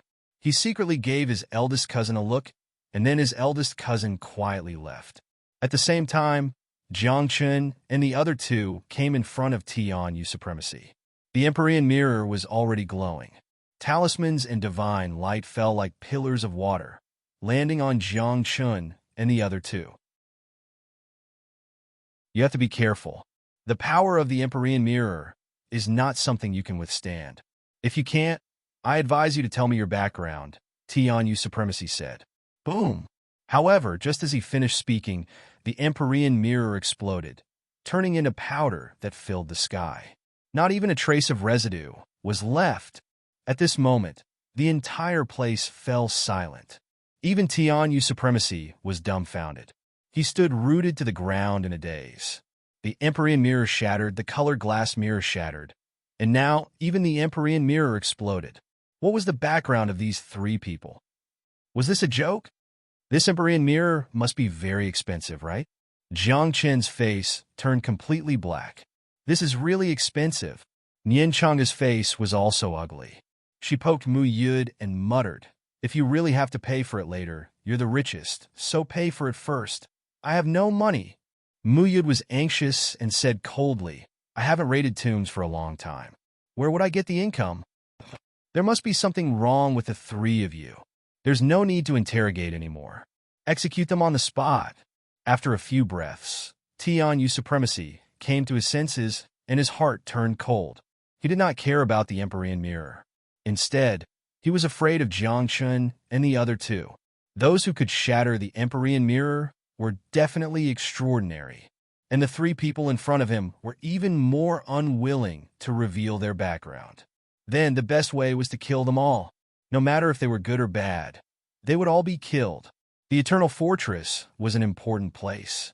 He would rather kill thousands of innocent people than let an unknown person in.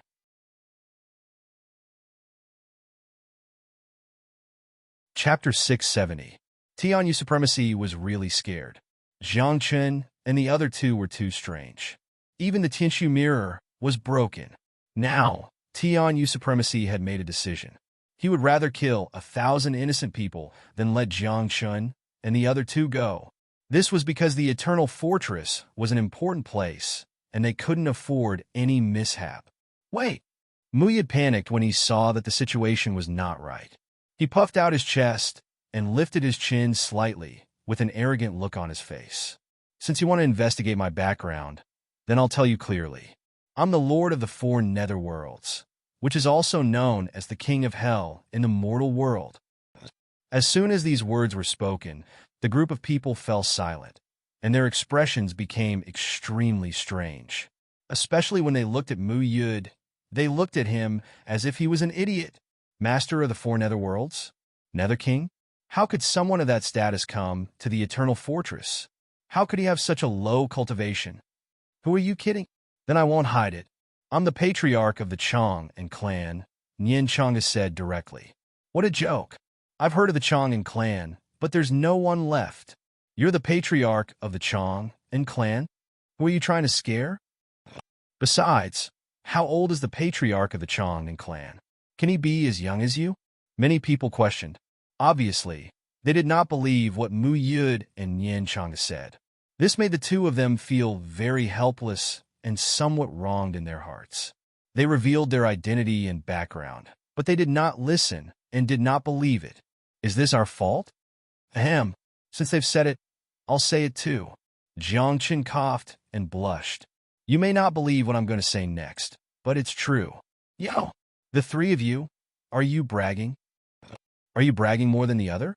Kid, are you going to say that you're the Divine King later? Huh? Jiang Chun did not take the crowd's mockery and doubts to heart. Instead, he chuckled and said, "In my previous life, I was the Divine King Tian Shun. In the previous few lives, I was the Divine King Tian Xian, the Divine King Tian Yuan. This bragging, I've lost." The group of people laughed mockingly, treating it as if Jiang Chen was joking. Tian Yu supremacy's eyes shone with a cold light as he stared coldly at Jiang Chun and the other two. He said in a deep voice, "This is your last chance. Otherwise, you'll be executed right now. We already told you, but you didn't believe us." Jiang Chun was speechless. Sometimes it was better to lie than to tell the truth.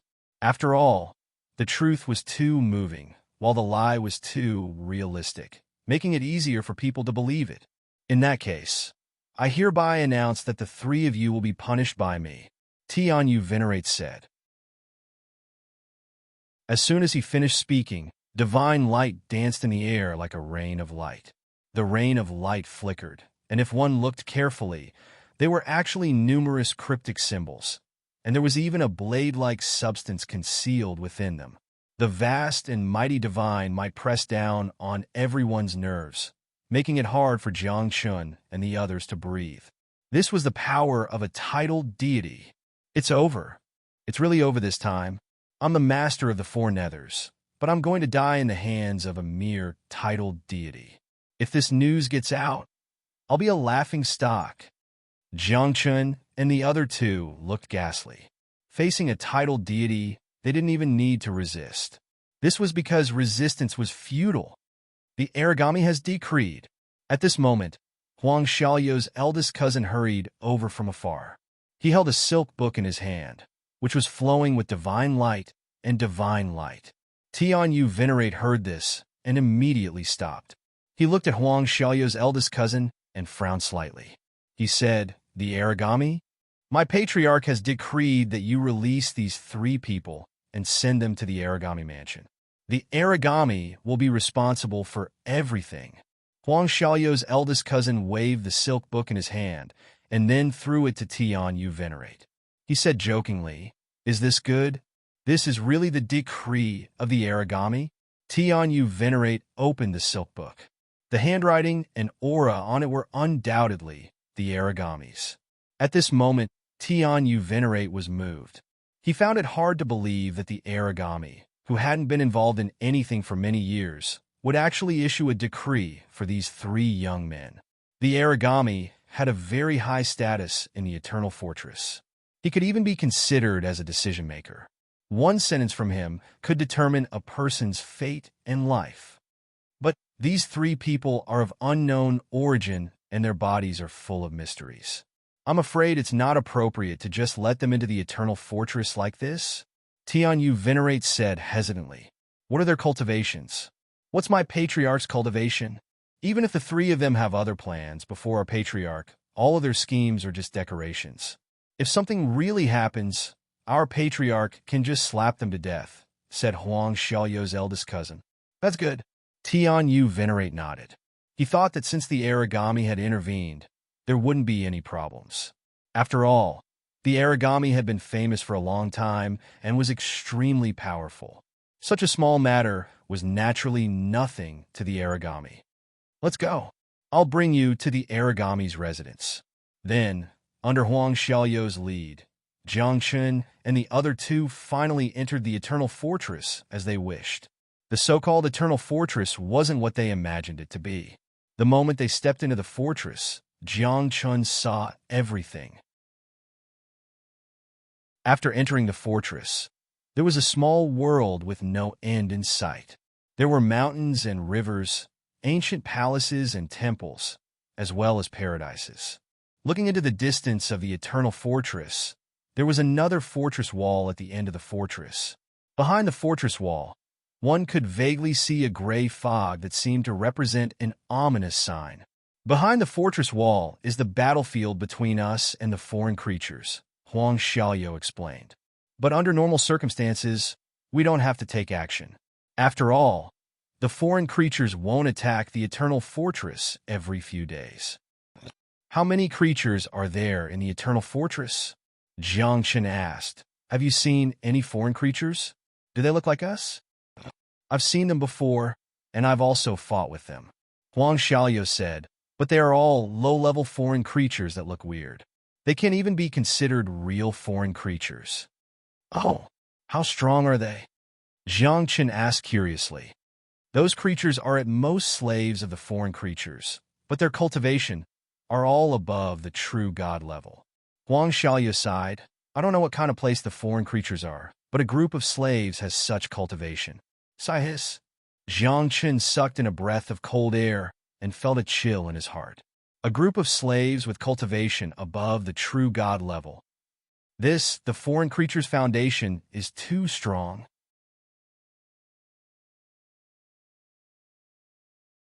Chapter 671. If a group of slaves in the foreign realm had cultivation above the true god realm, then how powerful would the real creatures in the foreign realm be? It was simply unimaginable what kind of world the foreign realm was. Were the doctrine methods and practicing methods there the same as the world where Jiang Chun was from? If it was different, then how did the foreign realm cultivate? The king of the foreign territory once killed one of the top 10 powerhouses in the Eternal Citadel by himself. Huang Xiaoyou said in a deep voice, Not long ago, the Eternal City was in a state of emergency and issued a large gathering order. Experts from all sides came to the Eternal City, and only then was the calamity stopped. Not long ago, when the Martial Pavilion, Zhongzhou Dynasty, and the Qin Kong clan entered the Eternal City, Jiang Chen asked, "Oh, you know those forces?" Huang Xiaoyou was stunned, but then he understood. After all, Jiang Chen came from the godless continent, so it was normal for him to know those forces. Now, within those forces, there are many talents and experts, and they're also favored by the saints who have given them great opportunities. Huang Xiaoyou said, "Now, in the Martial Pavilion, there is a person called White Impermanence who is the strongest. He has obtained great opportunities and has now become a titled god." What? How long has it been? And he is already a titled god? What kind of opportunities did he obtain? Jiang Chen was shocked. He secretly wondered how great the opportunities were for a person to become a god in such a short time and break through to become a titled god. This is considered normal. Huang Xiaoyou had long been used to it. After all, the Eternal City was extraordinary. There was a great saint overseeing this place, and the opportunities bestowed by him were extraordinary. Once, the great saint bestowed an opportunity, and a little god realm cultivator who had just entered the Eternal City broke through to become a lord god overnight. That was fast and violent, and that was excessive. The emperor of Zhongzhou Dynasty, Li Fengzi, is also a titled god now. Huang Xiaoyou's eyes revealed a trace of envy and said, "That kid is lucky to be valued by my old ancestor. He was actually bestowed with a strand of savage blood essence." Savage blood essence? Jiang Chen was puzzled. He had never heard of this thing. The savage blood essence is a unique treasure from the Savage era. It is said that it was created by fusing the blood essence of many god kings. Huang Xiaoyou said, "Fusing with the savage blood essence is the same as fusing with the inheritances of multiple god monarchs. It would be strange if Li Fengzi's cultivation didn't soar." Li Fengzi is doing so well now. Jiang Chen was moved. He thought that if he could obtain a drop of savage blood essence, he might be able to recover to his peak state. At that time, he would directly enter the ninth heaven divine world, sweep through the four directions, and take back everything that once belonged to him. However, this was just a thought. It was not realistic. After all, something like savage blood essence was extremely rare in the world. It was already good enough to have even one drop. Perhaps something had happened to the desolate god, which was why he had given the savage blood essence to Li Fengzi. Otherwise, without special circumstances, how could such an item be given away so easily? Furthermore, it was given to an outsider. That's nothing. The truly powerful person is the ancestor of the Blue Sky clan, the Blue Sky Confucian scholar. Huang Xiaoyou said, "That old man seems to have something on him. I heard others say that it's a shattered God King Godhead." A shattered God King Godhead? Jiang Chen had a strange expression as he recalled the scene when he had saved the Blue Sky Confucian scholar. At that time, Jiang Chen had shattered his own God King Godhead and used it as a sacrifice to save the Blue Sky Confucian scholar. Although the God King Godhead was shattered, part of the ancient book fragments had fused with the Blue Sky Confucian scholar. In this way, the Blue Sky Confucian scholar had a high chance of becoming a God King in this life. The upper echelons of the Eternal City think highly of him. They want to cultivate an unparalleled God King. All the cultivation resources, fortunes, and opportunities have been given to him. Huang Xiaoyou said, "Now his cultivation has probably surpassed many seniors, but I have never seen him fight. He has been in seclusion all this time. Now, I'm afraid he's not far from becoming a God King," Huang Xiaoyou's eldest cousin said. When these words came out, Jiang Chen couldn't help but laugh. The Blue Sky Confucian scholar had protected Jiang Chen with his life, and Jiang Chen regarded him as a benefactor. Otherwise, he wouldn't have shattered his God King Godhead to save the Blue Sky Confucian scholar. Now that he heard that the Blue Sky Confucian scholar had risen and had a chance of becoming a God King, Jiang Chen was naturally happy. Most importantly, The blue sky Confucian scholar had a high status in the Eternal City and was valued by the upper echelons. When Jiang Chun came here, wouldn't he have one more backer? Ancestor Blue Sky, you protected me on the godless continent. Now that we're in the Eternal City, you're going to protect me again. Jiang Chun had a sly look on his face. He felt that he and the blue sky Confucian scholar were really fated. I'll take you to see the ancestor first. After that, you can go to the Everlasting Hall to report and register. Huang Xiaoyou said and patted Jiang Chen's shoulder. Don't worry. If there's anything, just let me know. Our desolate race is enough to protect you. I keep having the feeling that we're in the same boat, Muyid muttered softly. The desolate race's reputation in the Eternal City was definitely bad. Now that he was so close to the desolate race, Muyid was worried that his reputation would also be bad. Of course, Muyid forgot that if people knew his identity, they would probably despise him. After all, Muyid's reputation was terrible. Muyid was one of the instigators of the apocalyptic war. We're here. You can go in yourselves. The Eternal City was very big, like a large world. Huang Xiaoyou led Jiang Chun and company into the Eternal City.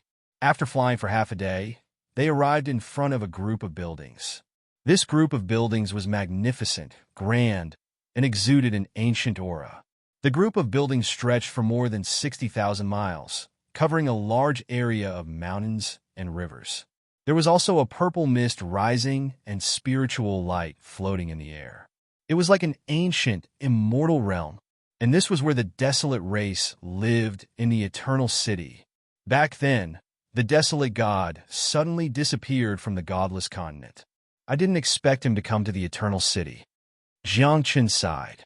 Back then, an expert of his generation came here instead of going to the divine world of the nine firmaments. The patriarch has a bad temper. When you see him later, be careful with your words. Huang Xiaoyou reminded, remember, don't mention anything about the godless continent. The patriarch has a knot in his heart that has not been untied. Got it? Jiang Chen nodded. Huang. Just as he finished speaking, he saw a rainbow light coming from the deepest part of the group of buildings. It extended from the highest palace. At the same time, an ancient voice sounded. Come here. Is this the desolate god? Jiang Chen whispered. Then, the three of them stepped onto the rainbow light and walked towards the deepest part of the palace. After about 10 breaths, the three of them arrived at the entrance of the palace. They realized that there was no one there. Even the heaven and earth, spiritual energy, and divine Tao laws were very thin. It was as if they had been dispersed by someone or absorbed by someone. At the same time, the palace was somewhat dilapidated. Even the door was broken, a stone pillar was broken, and there was a big hole in one of the windows. Especially in the left corner of the palace, there was a sword mark. The palace where the desolate god lived seemed to have been slashed open by someone.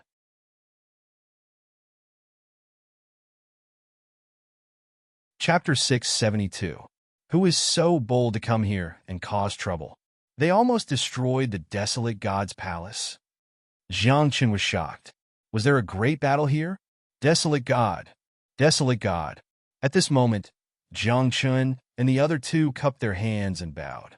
However, just as they finished speaking, the desolate god said, there is no need to be so polite. One is the old ancestor of Chang, and one is the previous divine king, and one is the lord of the four abyss. In terms of status and seniority, which one of you is not stronger than me? So you know everything. Jiang Chen was stunned. He had never met the desolate god, but he knew their identities. He had to admit that the desolate god did have some tricks up his sleeves. Come in. The desolate god's voice was faint. Although he was in the palace, he gave off a feeling that he was infinitely far away. It was as if he was standing on the other side of time and space, talking to someone from the endless years and time. Huh? You're injured? After a few breaths, when Jiang Chun and the other two entered the palace, Mu Yu Dao exclaimed. On the throne at the top of the palace, a withered old man sat there. His aura was faint, his white hair was withered, and his eyes were cloudy. He gave off a feeling that he was about to die, especially on his body. There was a trace of blood and a withered aura. Muyuda immediately noticed that the desolate god was injured, as expected of the Lord of the Four Abyss. You can sense my injury at a glance. The desolate god smiled and waved his hand, saying, "Don't worry about it. It's just a small injury.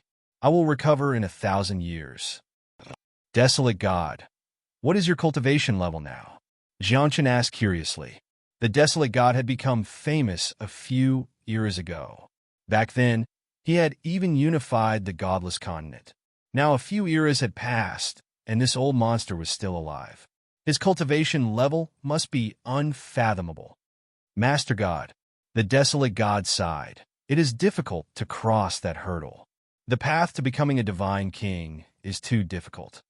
As he said that, the desolate god looked at Jiangchen and the other two with deep meaning. He seemed to be envious. After all, Jiangchen and the other two were once divine kings, even surpassing the godly king realm. This was especially true for Mu Yud. That fellow had been the lord of the 4 underworlds in the past, so it was impossible to estimate how profound his cultivation was. "Aragami, why did you call us here?"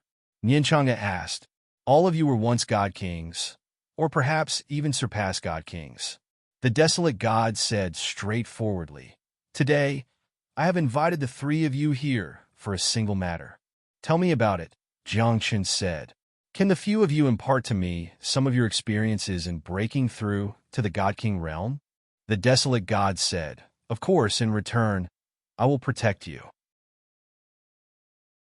You will not be harmed in the slightest within the Eternal City." As soon as these words came out, Jiangchen was naturally moved. He had come to Eternal City this time to take back his cultivation technique. However, the cultivation technique should have been obtained by the Xian clan. It would be very difficult to take it back from the Xian clan. There might even be a conflict. At that time, if no one helped him, it would be very difficult to get the cultivation technique back. If the Aragami was willing to help, then things would be much simpler. At least there was a guarantee. Experience is a small matter. Whether or not you can break through to the God King realm depends on your own luck. Jiangchen said, "Moreover, the environment in this world is different now. Only one person can become a God King realm in an era." "I know." The desolate god sighed. "Everyone is fighting to cross the river. The river is turbulent, and the cultivators are going against the flow. If they do not move forward, they can only stay where they are or even go with the flow. In the end, they will disappear in this vast space-time and time." "It's good that you can think this way." Jiangchen nodded. Then his expression turned serious, and he said seriously, "As long as you agree to one of my requests, I can tell you the cultivation technique to become a God King realm." "Oh? What request?" the desolate god asked.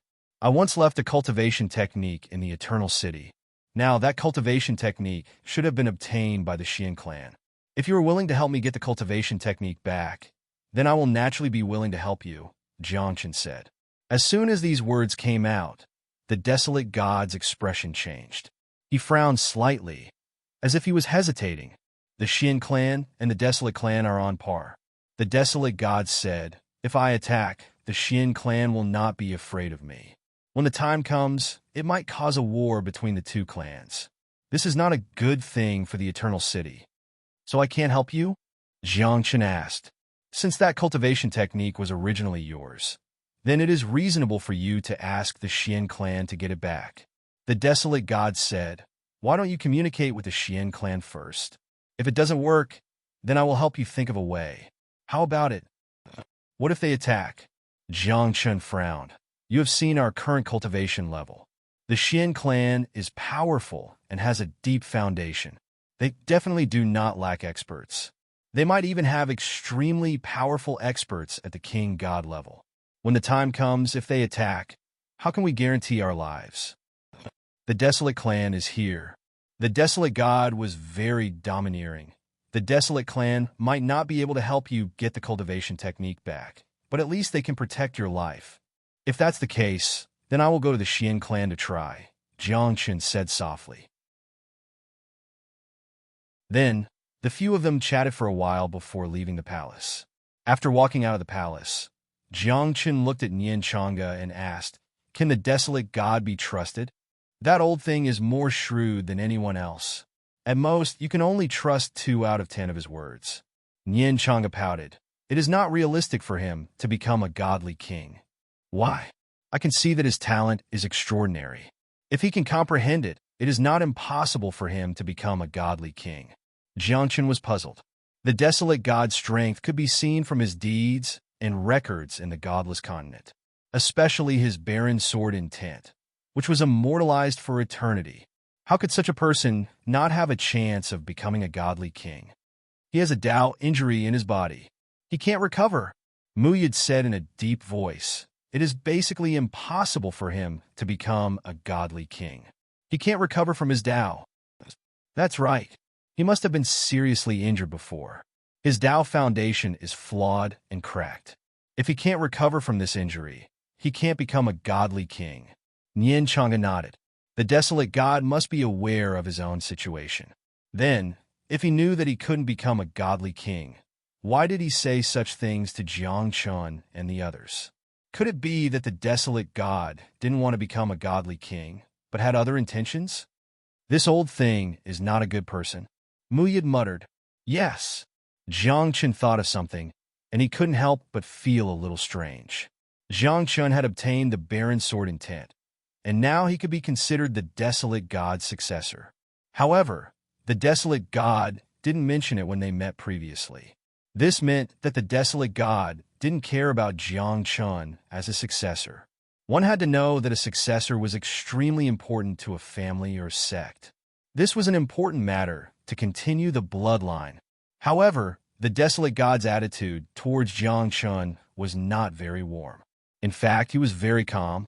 Then, there must be something strange about this. It was just that Jiang Chen and the others hadn't figured it out yet.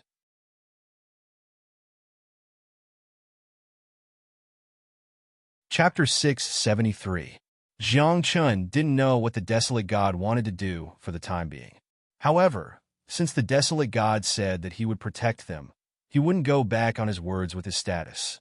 However, Jiang Chen still couldn't figure out what the secret was and what the desolate god wanted. He was even more flustered and felt that something big was about to happen. Where is the Xian clan's address? After coming out of the palace and leaving the desolate clan's address, Jiang Chen met Huang Xiaoyou. When Huang Xiaoyou heard this, he pointed to the east and said, "It's just next door 100,000 miles away from the desolate clan." For a cultivator like Jiang Chen, the distance of 100,000 miles was like the distance next door. Jiang Chen was slightly surprised.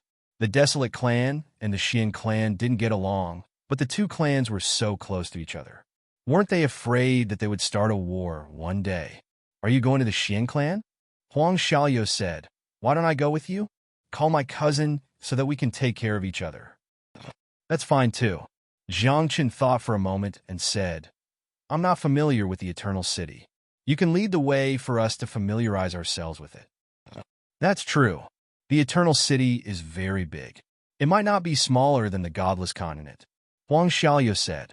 However, Huang Xiaoyou was born in the Eternal City and had never been to the Godless Continent, so his words could be taken seriously. However, Jiang Chen had a feeling that although the Eternal City was a city, it was really vast. Perhaps it wasn't as small as the Godless Continent, but compared to some small worlds, it was undoubtedly a big world. Moreover, the laws of heaven and earth in the Eternal City were complete, and the power of the divine path was rich. This place could be said to be a cultivation treasure. It was hard to imagine who it was back then, or which group of creatures actually had such methods to establish such a world.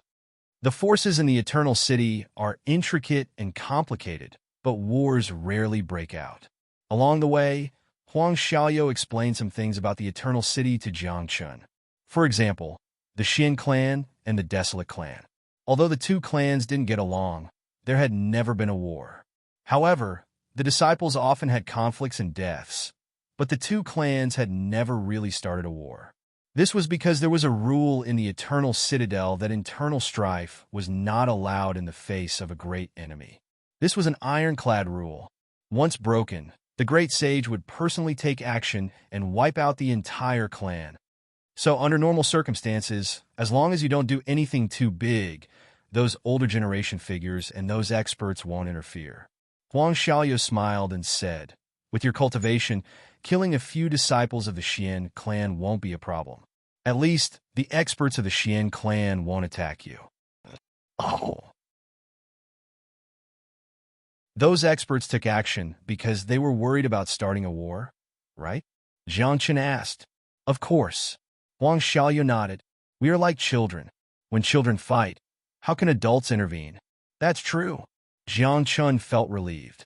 However, this was only true for those who had the backing of their families. Someone like Jiang Chen didn't have much of a background in the Eternal City. If he really did kill a disciple of the Xian clan one day, then the experts of the Xian clan might take action. After all, Jiang Chen was a loner. We're here. After a few breaths, Huang Xiaoyu and his eldest cousin brought Jiang Chen and the other two to the residence of the Xian clan. The residence of the Xian clan was similar to that of the Desolate clan. The construction of the palaces was also similar.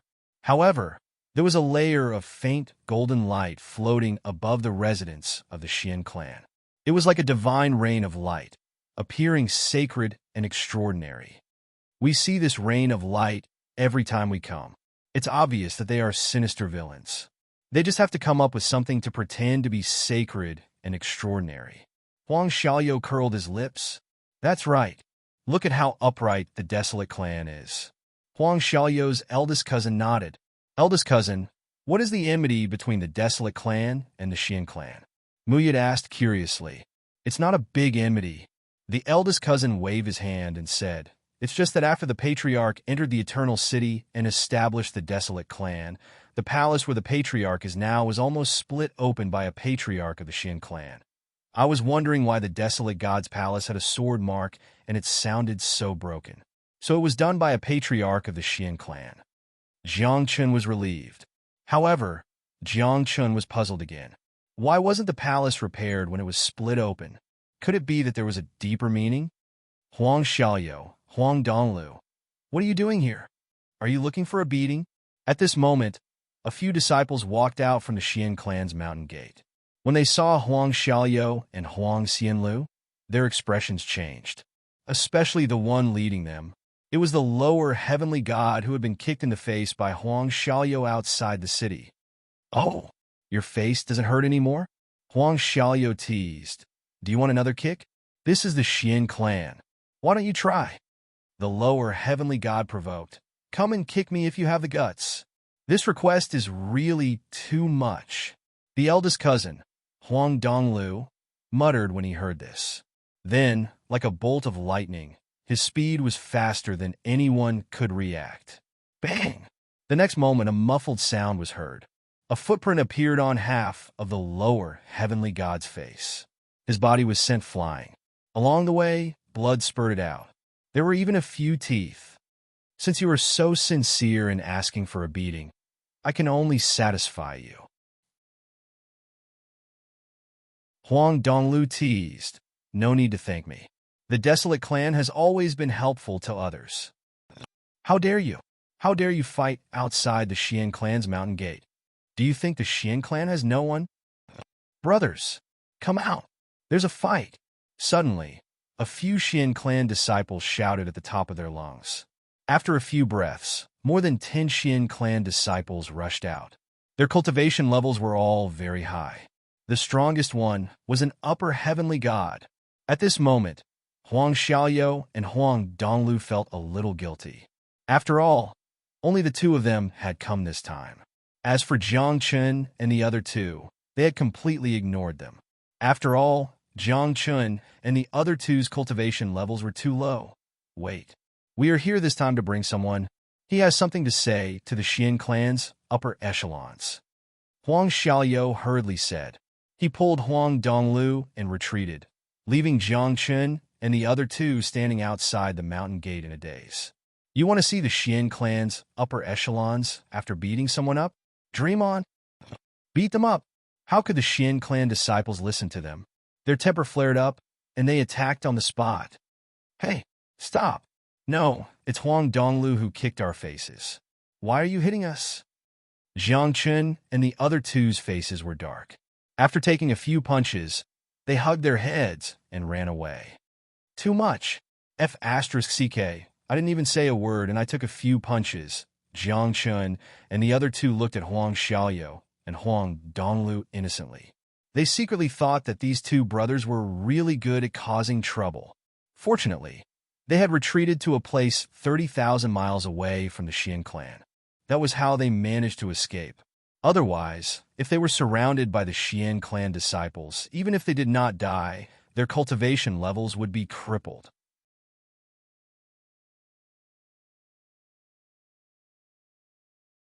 Chapter 674. Small fights often happened in the Eternal City. This kind of small quarrel was normal for the people here. But for Jiang Chun and the other two, these small fights could easily kill people. It was too dangerous. However, the Eternal City was very special. The people here were tough. The upper echelons of the various clans secretly encouraged their descendants to cause trouble and even fight in order to nurture strong descendants. Only through endless battles could one nurture an expert who had experienced hundreds of battles, who could contend against the creatures of the other side. That's too fierce. If we were surrounded just now, we would have been crippled even if we didn't die. Mu Yud's heart palpitated. He felt that this place was too dangerous. It's normal, Huang Xiaoyou said indifferently. Back then, my cultivation was crippled 3 times. Now, I've been able to cultivate again, and I'm stronger each time. Crippled 3 times? Nian Chang'e was dumbfounded. He had been crippled 3 times, and now he had cultivated to become a middle heaven god.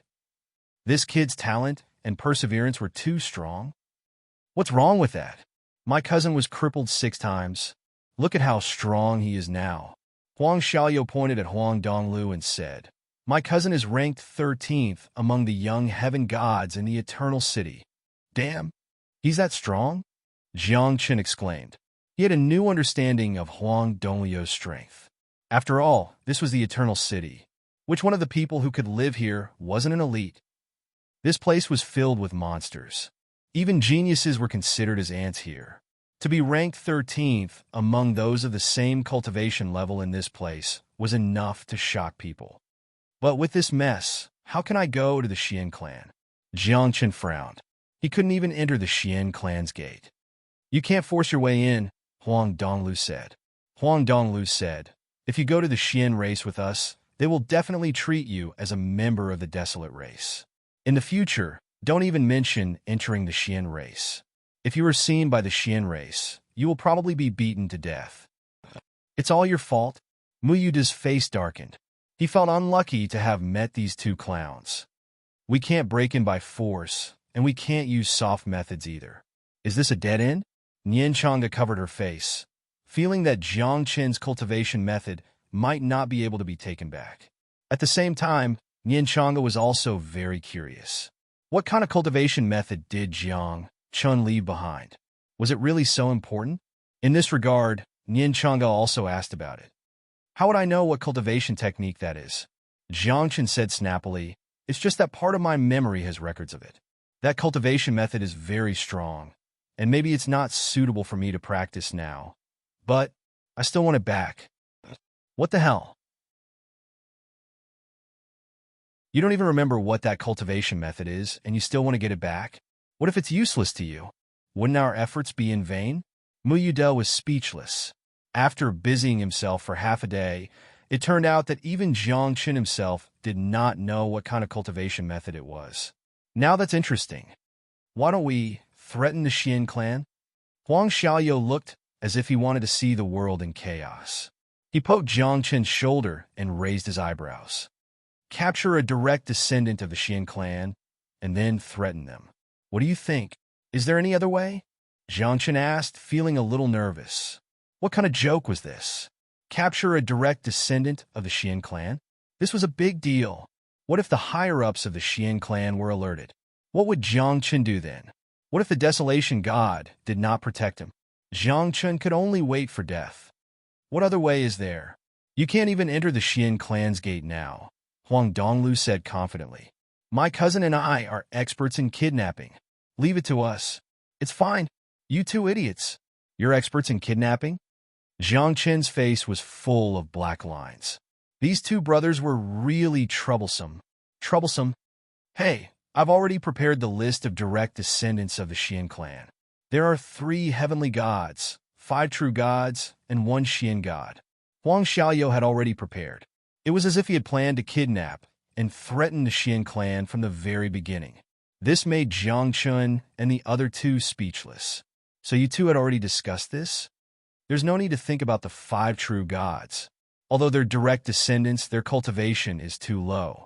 They're not important to the Xian clan. Huang Donglu thought for a while, and then his eyes shone brightly. He then pointed at a name on the list called Xian Xiaoma. This can't be the Xian god, right? Jiang Chen looked at the excited Huang Donglu with a strange expression. He felt that this matter was getting out of hand. That's right. Since something has happened, I'm not afraid of making a big deal out of it. Huang Donglu was very serious. He explained, from what I know, this Xian Xiaoma is the granddaughter of the Xian clan's great elder. She has just stepped into the Xian god realm. Her talent and appearance are excellent. She's the little princess of the Xian clan. Slurp. Huang Xiaoyou heard this, and his eyes shone with a lustful light. He said, "Take her down, Are you guys kidnapping or taking advantage of her?" Nian Chang'e was stunned. Muyuda was also dumbfounded. Even Jiang Chen closed his eyes and waved his hand helplessly. He sighed and said, "She's a lower Xian god. I'm afraid that even if we join forces, we won't be able to beat her. If we can't do it openly, then we'll do it secretly." Huang Xiaoyou seemed to be very experienced. He raised his eyebrows and patted his chest. He said, "Don't worry, I'm here. She won't run away." 7 days soul dispersing incense. After 7 days, your cultivation will be sealed and your soul will be sealed. You will become a cripple for a short period of time. Huang Donglu took out a thumb-sized incense and said proudly, "I spent a lot of money to get this from my grandfather. It's always at home to kill and rob. What the F***CK? You've prepared this thing? Tell me, how long have you guys been planning this Xian Xiaomo?" Jiang Chen stared. It seemed that Huang Donglu was not a good person. "Big cousin, the 7-day soul dispersing incense is good, but the opponent is a Xian god. I'm afraid that the incense alone won't be able to suppress her." Wild Summer teased. Then he took out a small bottle filled with green ink.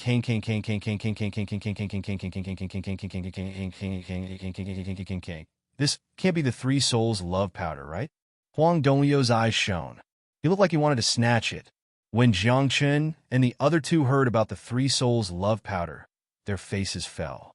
This was a F***king aphrodisiac, and it was used against cultivators. Gentlemen, this 3 souls love powder is not only an aphrodisiac, but it can also make people hallucinate and lose their consciousness. When combined with the 7 days soul dispersing incense, even a god would be defeated, Huang Xiaoyou said. At this moment, Jiang Chen was silent. He did not want to say a word. He thought that if Xian Xiaoma fell into the hands of Huang Xiaoyou and Huang Xiaoyou, she would be miserable. If you really catch her, what will you do to her?" Nian Chang'e said with a dark face.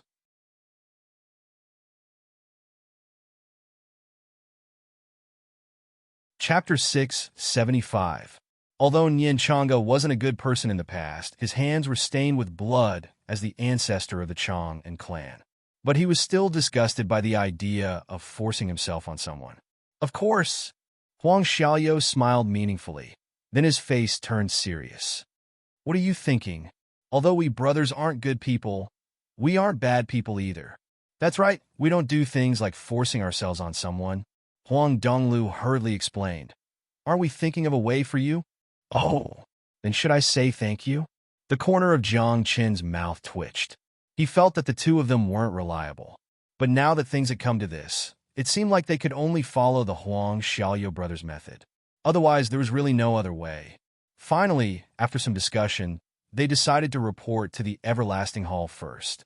After all, everyone who entered the Eternal City had to register at the Everlasting Hall. Otherwise, it would be difficult to live in the Eternal City. Under the lead of the Huang Xiaoyou brothers, Jiang Chun and company crossed more than 300,000 miles and finally arrived at a small town. The town wasn't big. Compared to the residences of the desolate race and the Xian race, it was like a small village. However, there were many people here.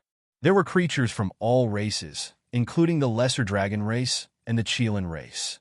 On the small street, people came and went, and there was no lack of Xian god and supreme god-level experts. When Jiang Chun arrived, he felt an extremely strong aura from the center of the town. Jiang Chun was very familiar with that aura.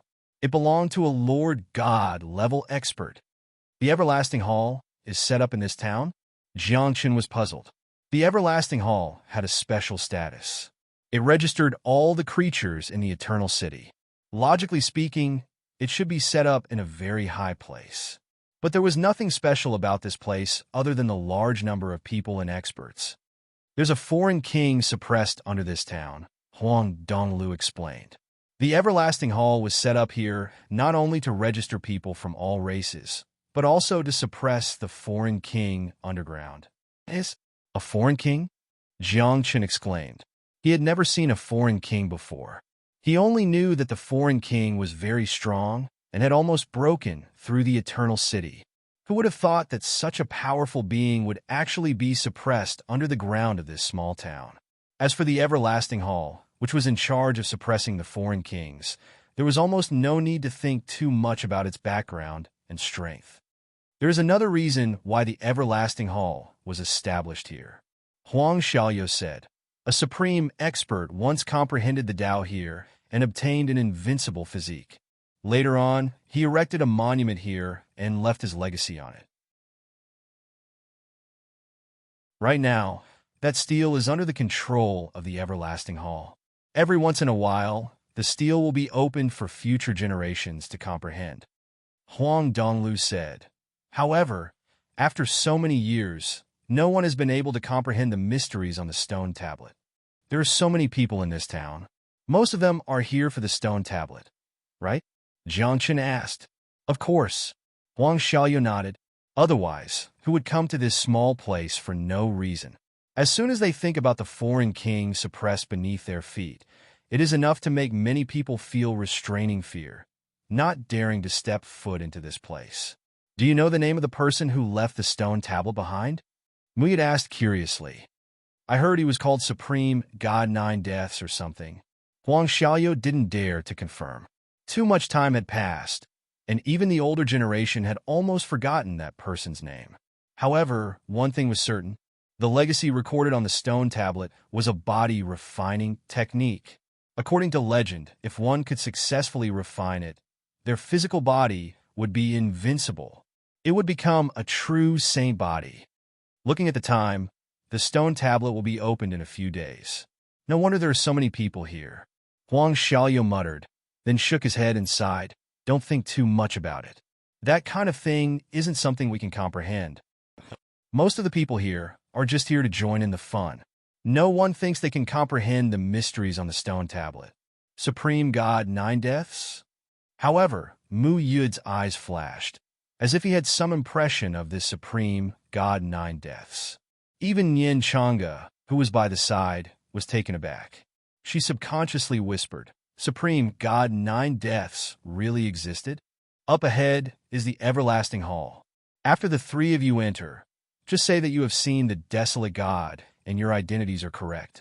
When the time comes, write down your names and drip a drop of blood essence. The Everlasting Hall will have your everlasting lantern, and it will be considered a registration. Huang Xiaoyou said, We still have to leave an everlasting lantern? Jiang Chun was puzzled. Such a thing was used to indicate a person's life and death.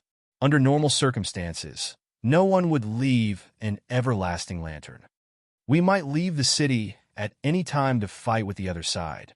Sometimes, we might fight until there is nothing left of us. Even our family members don't know about our situation. Hence, we have to leave an everlasting lantern so that our family members can see our situation. Huang Xiaoyou sighed with a hint of bitterness. Living in Eternal City is not easy. No one knows if they will still be alive in the next moment. Sigh. Huang Xiaoyou also let out a long sigh. In my generation, there were more than 100 people in the beginning, but now there are only about 30 left. The others have all died in battle, and some didn't even leave behind a trace of dust. Worthy of respect. Jiang Qin's expression was solemn. Although he felt that the desolate race was a huge pit, and the Xian race wasn't anything good, he couldn't deny that half of the reason why the godless continent and the divine world of the nine heavens could exist was because of the group of people in Eternal City. If not for them, Eternal City would have been destroyed, and the other side would have invaded the godless continent, and even the divine world of the nine heavens. We're here. After more than 10 breaths, Jiang Qin and company arrived in front of an ancient temple. The temple wasn't very big, but there was a profound mystery hidden inside, like a mustard seed. When Jiang Qin entered the temple, his eyes suddenly widened. Looking around, there was a sacrificial altar in front of him, and there were many everlasting lanterns erected on top of it. With a rough count, there were at least 6 million lanterns. This was the number of living beings in Eternal City. Where are you from? Just report your name and leave your blood essence. An old monk appeared. He was wearing a tattered kasaya, had a broken arm, and was limping. He looked like he had been through a lot. Jiang Chun, from the Godless Continent. Nian Chang'e, from the Godless Continent. Mu Yud, from the Godless Continent.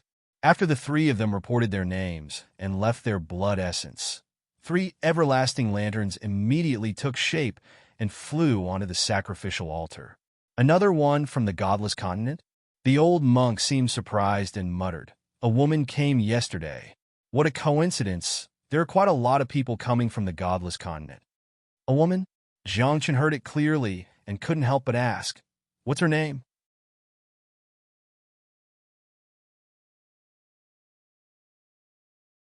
Chapter 676. Jiang Qin and the other two entered the Eternal City through the Immortal Road. This was the only way to enter the Eternal City other than being selected. Therefore, when he heard that there was a woman from the Godless Continent who entered the Eternal City recently, Jiang Qin was naturally very puzzled. Could it be that the woman also entered through the Immortal Road? However, when they entered the Immortal Road, the bronze door was tightly shut and there were no signs of it being opened. Then, who was the woman? How did she enter the Eternal City? It's not convenient to reveal the name of the Emperor's successor, the old monk said. Now, she should still be in Aeon Town. If you are fated, you might be able to meet her. The successor of the Emperor? Jiang Qin said softly. He was very puzzled. What was the Emperor? The Emperor was not a realm. It was a title that only people who had made great contributions to the world and had great achievements could have. It was the respect and reverence that people had for the Emperor. It was a symbol of his glory. However, since ancient times, how many emperors had there been on the Godless Continent? According to Jiang Qin's knowledge, the Godless Continent had only given birth to 3 emperors, 2 men and 1 woman. The successor of the Emperor, her identity is extraordinary. Mu Yud sighed. When you meet her, don't be rude. I know. Jiang Qin nodded. He was still thinking about who the successor of the Emperor was. Since ancient times, there were a total of 3 emperors. When they were born, the first emperor was called Shrouding Heaven, the second emperor was called Suppressing Darkness, and the third emperor was a woman. People called her the Empress.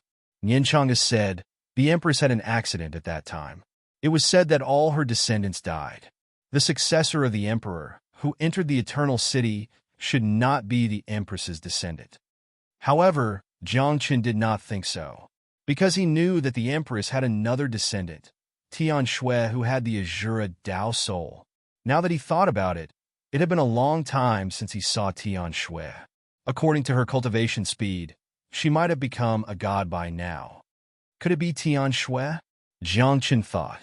If it was really her, then why did she come to the Eternal City? How did he enter the Eternal City? If that great emperor's descendant is still in Aeon Town, he must be here for the steel left behind by Supreme God Nine Deaths.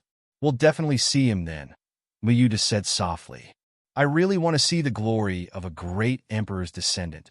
You will, Jiang Qin said. Then, the 3 of them left and met up with Huang Xia and Lu outside the temple. Let's find a place to stay first. 9 Deaths Supreme Godstone tablet will be open tomorrow. It will be very lively, Huang Xiaoyo said as he walked towards an inn. Huang Donglu smiled as he stroked his bangs and said, I found out that Xian Xiaomao will be coming as well. At that time, we can use this opportunity to take him down. He. Huang Xiaoyo gave a perverted smile and said, I've already asked around. She arrived yesterday and is now staying at the Flying Dragon Inn. As soon as he finished speaking, Huang Xiaoyo stopped and raised his head to look ahead. We're here. We'll stay here tonight. Flying Dragon Inn? Living with Xian Xiaomao? Jiang Chun and company looked at each other and thought to themselves that tonight would be a sleepless night. With the Huang Xiaoyo brothers' personalities, Jiang Chun was certain that something would happen tonight.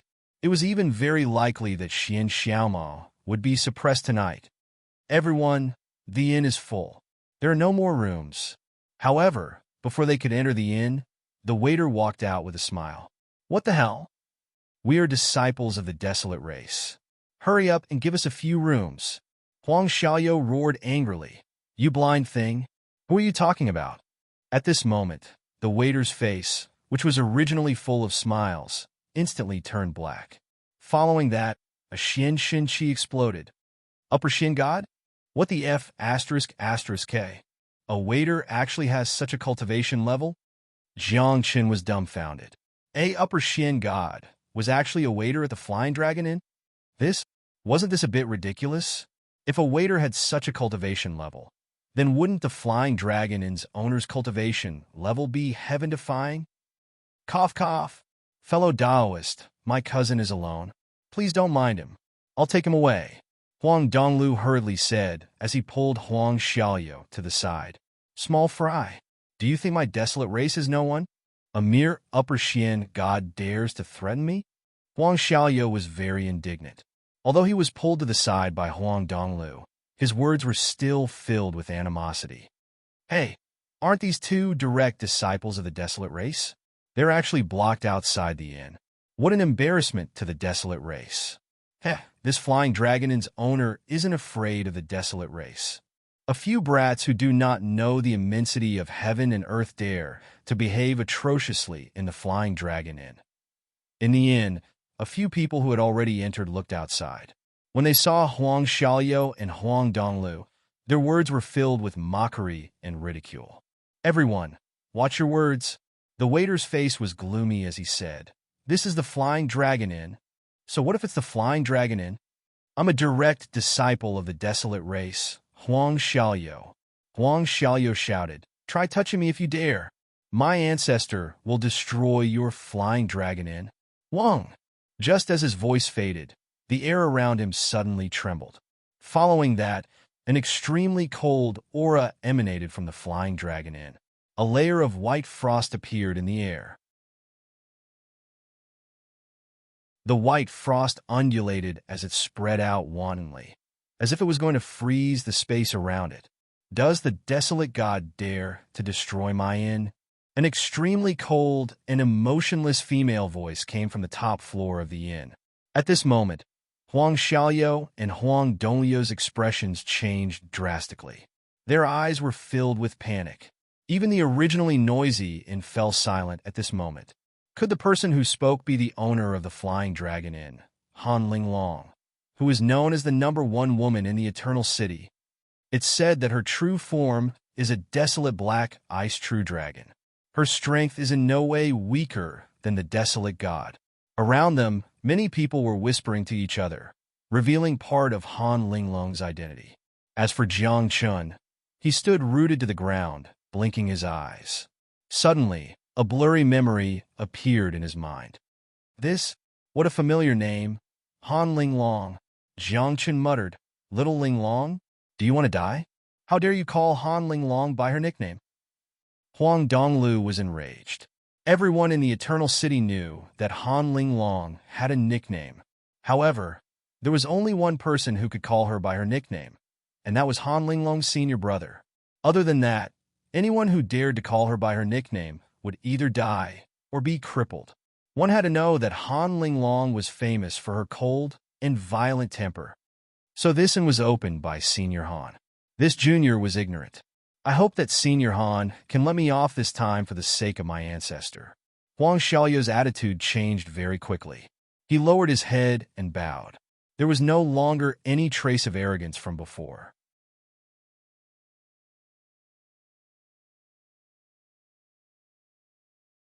Chapter 677. Han Linglong's status in the Eternal City was extremely high, and her cultivation was unfathomable. Some people speculated that Han Linglong's cultivation might be able to fight against a divine king. However, some people even boldly speculated that Han Linglong was born in the ancient desolate era. At that time, there was more than one divine king in the world, and there were even experts above the divine king. Therefore, some people thought that Han Linglong's cultivation might have surpassed the divine king and reached that unknown realm. However, no matter what, even if Han Linglong was just a small figure, not many people in the Eternal City dared to bully her. This was because she had a senior brother who had already become a divine king 100,000 years ago. With such a powerful senior brother protecting her, who would dare to bully Han Linglong? Your attitude is not bad. Han Linglong's voice came from the top floor of the inn. It was cold and emotionless. After pausing for a few breaths, Han Linglong said softly, "I owed the desolate god a favor. Today, I will return it." After saying that, the waiter was very sensible. He smiled and said to Jiang Chun and the others, "Sirs, there are still a few empty rooms. Please come in." A favor owed to the desolate god, and you just used a few empty rooms to return it? Jiang Chun was stunned. This favor was really easy to return. They are such big figures. Saying that they are returning a favor is just polite. Mu Yudu explained. Who would talk about a real favor? That's true. Jiang Chun nodded. Then, they entered the Flying Dragon Inn and were arranged to a room on the 6th floor. The Flying Dragon Inn had a total of 7 floors. The floors below the 7th floor were all guests. The 7th floor was where Han Linglong stayed. Under normal circumstances, no one could go up there, and no one dared to go up there. After entering the room, Jiang Chun quietly called Mu Yude and Yin Chang'e to his room. Do you think Huang Xiaoyao and Huang Donglu can be trusted? Jiang Chun asked. He felt that there was something wrong with these two. From the time he met them until now, Jiang Chun did not have a deep relationship with them. So, why would they help Jiang Chun? Was it just because Jiang Chun had obtained the desolate god's inheritance? However, the desolate god did not care about this matter. If even the Aragami did not care, why would his descendants care? I can't believe it. Yin Chang'e whispered, don't be fooled by those two. They don't care about the consequences of their actions, but I always feel that they are very clever. Perhaps they are plotting something big. I have the same feeling. Mu Yude nodded and said, you should have noticed that since you met them, everything seems to have been arranged. For example, the kidnapping of Xin Xiaoma this time was also planned by the two of them. Mu Yude frowned. They seem to have arranged everything for you. Or perhaps they have dug a hole and picked a path for you, waiting for you to jump into it. When Jiang Chun heard this, he was also flustered. Just as Mu Yude had said, he had a feeling that something big was going to happen if this continued. However, now that things had come to this, he could only brace himself and walk on. Take it one step at a time, Jiang Chun said in a deep voice. Even if the desolation god is lying to us and won't protect us, it won't be easy for anyone to harm me in the Eternal Fortress. Oh, you have a trump card? Mu Yude was stunned. Jiang Chun had been to the Eternal Fortress in his previous lives, but this was the first time he had been here in this life. Since it was his first time in the Eternal Fortress, did Jiang Chun still know anyone here? Even if there were people who knew him, would they help Jiang Chun? Jiang Chun didn't say much about this because even he wasn't sure if those people would help him. After all, this was an extraordinary place. The forces here were tangled and complicated. Those who were willing to help him in the past might not like him now. By the way, how much do you know about this Han Linglong? All of a sudden, Jiang Chun changed the topic and started talking about Han Linglong. Not much. Mu Yude shook his head. I've heard of this name a long time ago, but it's been too long. My memory is already blurry. Back then, There were many powerful people. This Han Ling Long might have just risen to power, so I don't have a deep impression of her. Why do I feel that she's familiar? Jiang Chen muttered. At this moment, Nian Chang's expression changed. She exclaimed softly, I remember now.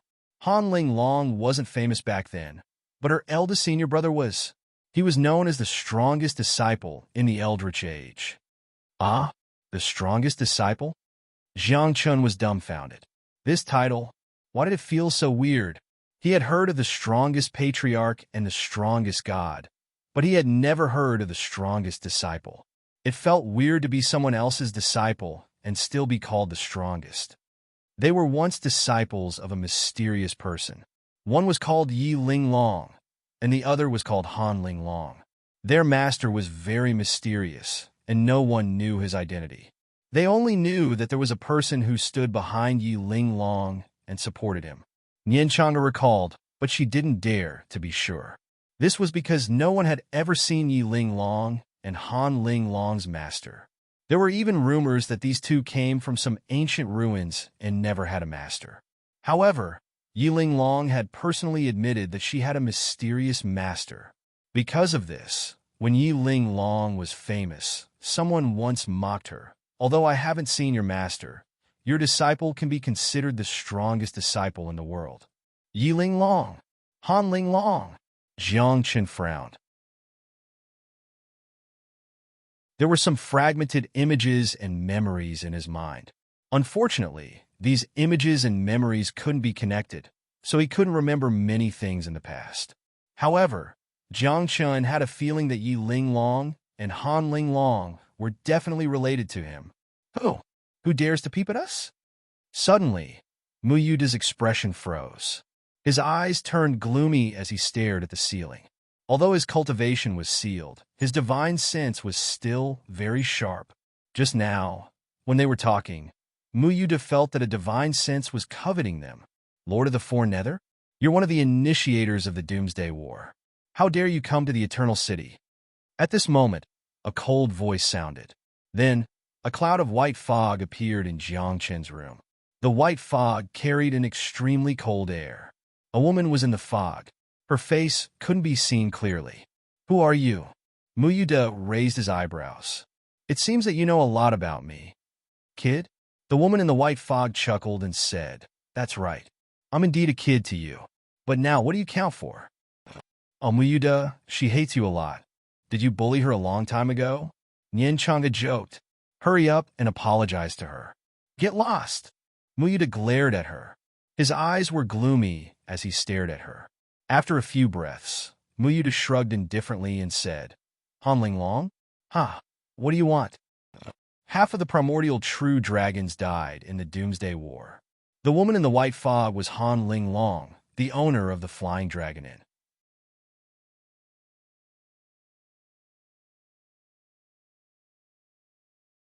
Chapter 678. At this moment, her voice became colder and colder. Cold air exploded around her, covering the entire room with a layer of frost. You are one of the initiators of the Doomsday Battle, Han Ling Long said coldly. Hearing this, Mu Yuda's expression changed slightly. He said, So, you are here for revenge? What do you think? Han Ling Long said as an ice spike appeared in front of her. At this moment, Mu Yuda's heart sank. Even Nian Chang'e and Jiang Chen's hearts sank to the bottom. If Han Ling Long attacked, Jiang Chen and Nian Chang'e would not be able to stop her. After all, in front of an expert like Han Ling Long, Jiang Chen and the other two were like ants. Lady Boss, Mu Yuda's changed. He's not the Lord of the Four Nether anymore. Can we just let bygones be bygones? Jiang Chen braced himself to ask. He certainly would not allow Mu Yuda to die in front of him. Who do you think you are? Han Ling Long said coldly.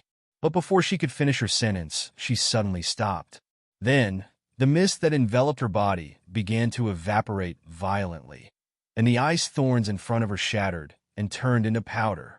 It was obvious that Han Ling Long's heart was moved by something. Yes. After 3 breaths, Han Ling Long's voice became clear. She could not even finish a complete sentence. She seemed to be very excited and surprised. Lady Boss, are you okay? Jiang Chen asked.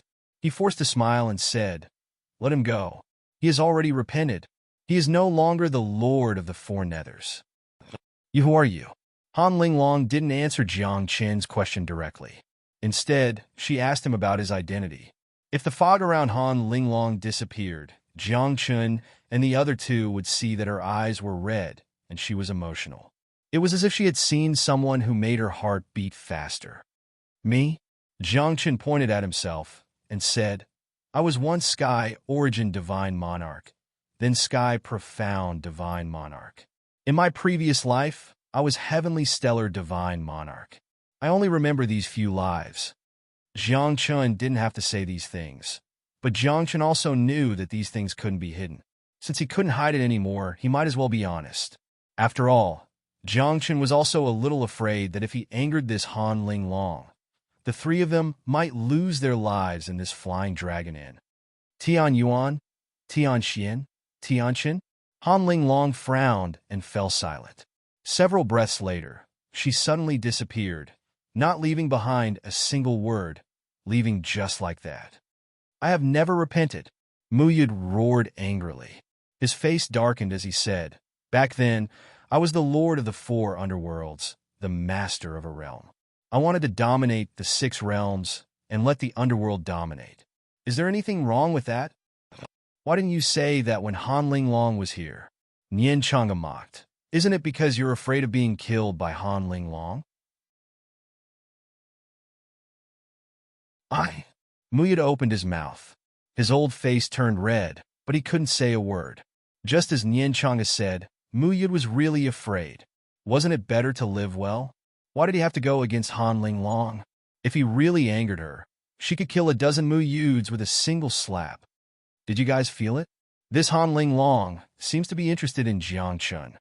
Mu Yud no longer mentioned the embarrassing matter. He looked at Jiang Chen and teased, Don't tell me she fell in love with you at first sight. Are you kidding me? Jiang Chen said unhappily. Do you even believe what you just said? I believe it. Nian Chang'e reacted quickly. She patted Jiang Chen's shoulder and said with a smile, Aren't those disciples of yours dying because of you? Jiang Chen rolled his eyes. He didn't want to say a word. I treat you guys as my disciples, but you guys want to sleep with me. That's too much. However, Jiang Chen couldn't help but feel worried when they talked about those disciples.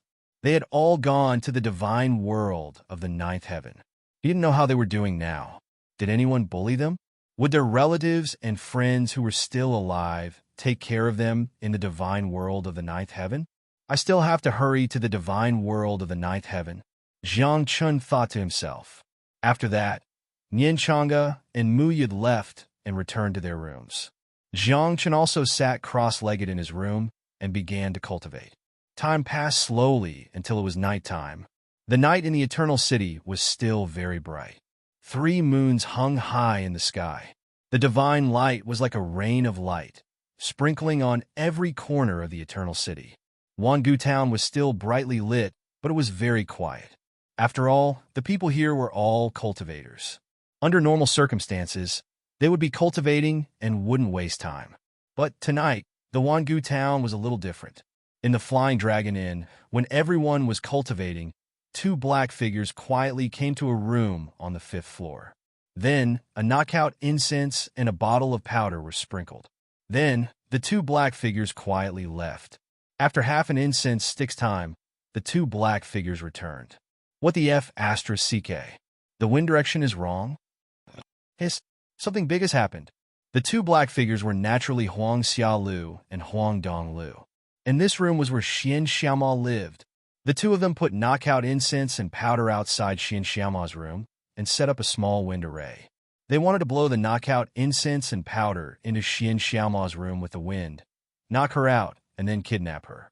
But who would have thought that there would be a small mistake in the wind array? The wind that was originally one way turned into a small whirlwind that spread in all directions. At this moment, the 2 of them looked at each other as cold sweat broke out on their foreheads. Retreat? Huang Xiaolu felt weak. Now, the entire Flying Dragon Inn was filled with knockout incense and powder. Now, Only the two of them were slightly poisoned. The others were probably drugged. If we don't retreat, are we waiting to gamble? This thing is not easy to treat. Huang Donglu's face was slightly flushed. Clearly, he was having a relapse! Easy. I can't take it anymore. Let's return to the desolate race and get the elders to cure us. Huang Xiaolu turned anxious as his body heated up. When he looked at Huang Donglu, his eyes had an unreadable look. The two of them were afraid as they turned and ran. Half an incense sticks time later, the silence in the flying dragon inn was broken. From time to time, there would be exclamations coming from every room. There were also gloomy panting sounds. After a while, someone finally could not help but roar angrily. Who the F*** K is having an aphrodisiac? At the same time, in Jiang Qin's room, Nian Chang'e and Mu Yud had odd looks on their faces. Their faces were flushed red, and they had odd looks. However, when they saw Jiang Qin, who was unperturbed, the two of them felt depressed. There must be a problem with Huang Xiaolu and Huang Donglu's incense, Nian Chang'e said in a deep voice.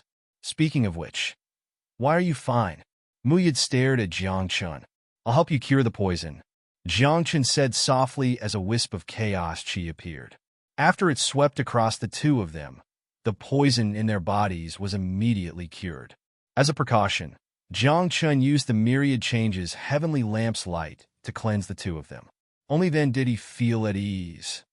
From the looks of it, everyone in the inn has been poisoned, right? Then what about Xian Xiaomao? Jiang Qin suddenly thought of something. He raised his eyebrows at Nian Chang'e and Mu Yud and said, shall we take a look?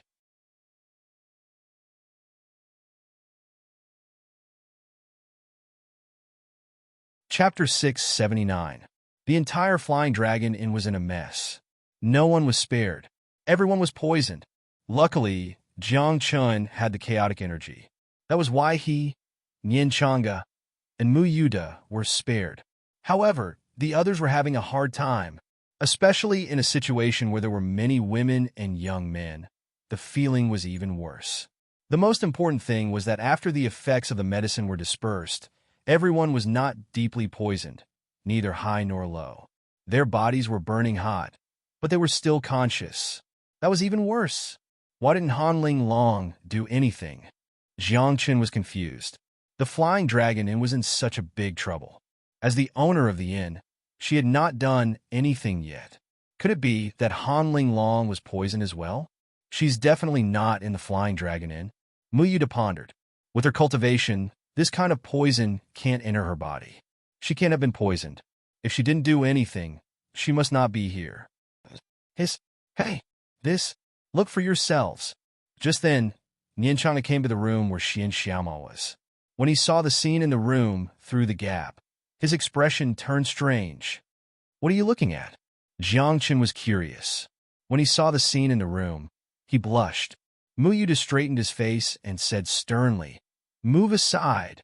I want to see the filthy things in this world as a judge. TSK, are you serious? Jiang Qin and Nian Chang'e pursed their lips and gave Mu Yuda a seat. The next moment, when Mu Yuda saw the scene in the room, he cursed, are you kidding me? That's it. What? What did you think it was? Jiang Qin said mockingly. You want to see it as a judge? F***CK. You two are too much. Mu Yuda's face darkened. He thought Xian Xiaomao was doing something shameful in the room. He did not expect Xian Xiaomao to be dressed neatly. There was nothing wrong with her. Obviously, she was not poisoned. At the same time, Xian Xiaomao also noticed Jiang Qin and the other two. His face darkened slightly.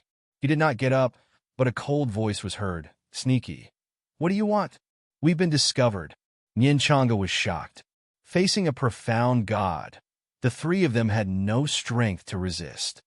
Attack! Jiang Qin was very decisive. Regardless of whether Xian Xiaomao was poisoned or not, he had to act now. Furthermore, Jiang Qin felt that something was wrong with Xian Xiaomao. He looked normal, but there seemed to be a flame burning in the depths of his eyes. She must have been poisoned. Right now, he was suppressing the poison. Of course, this was Jiang Qin's guess. He was betting that Xian Xiaomao was poisoned. Gloomy 3 Wilderness Annihilation. Muyuda reacted quickly.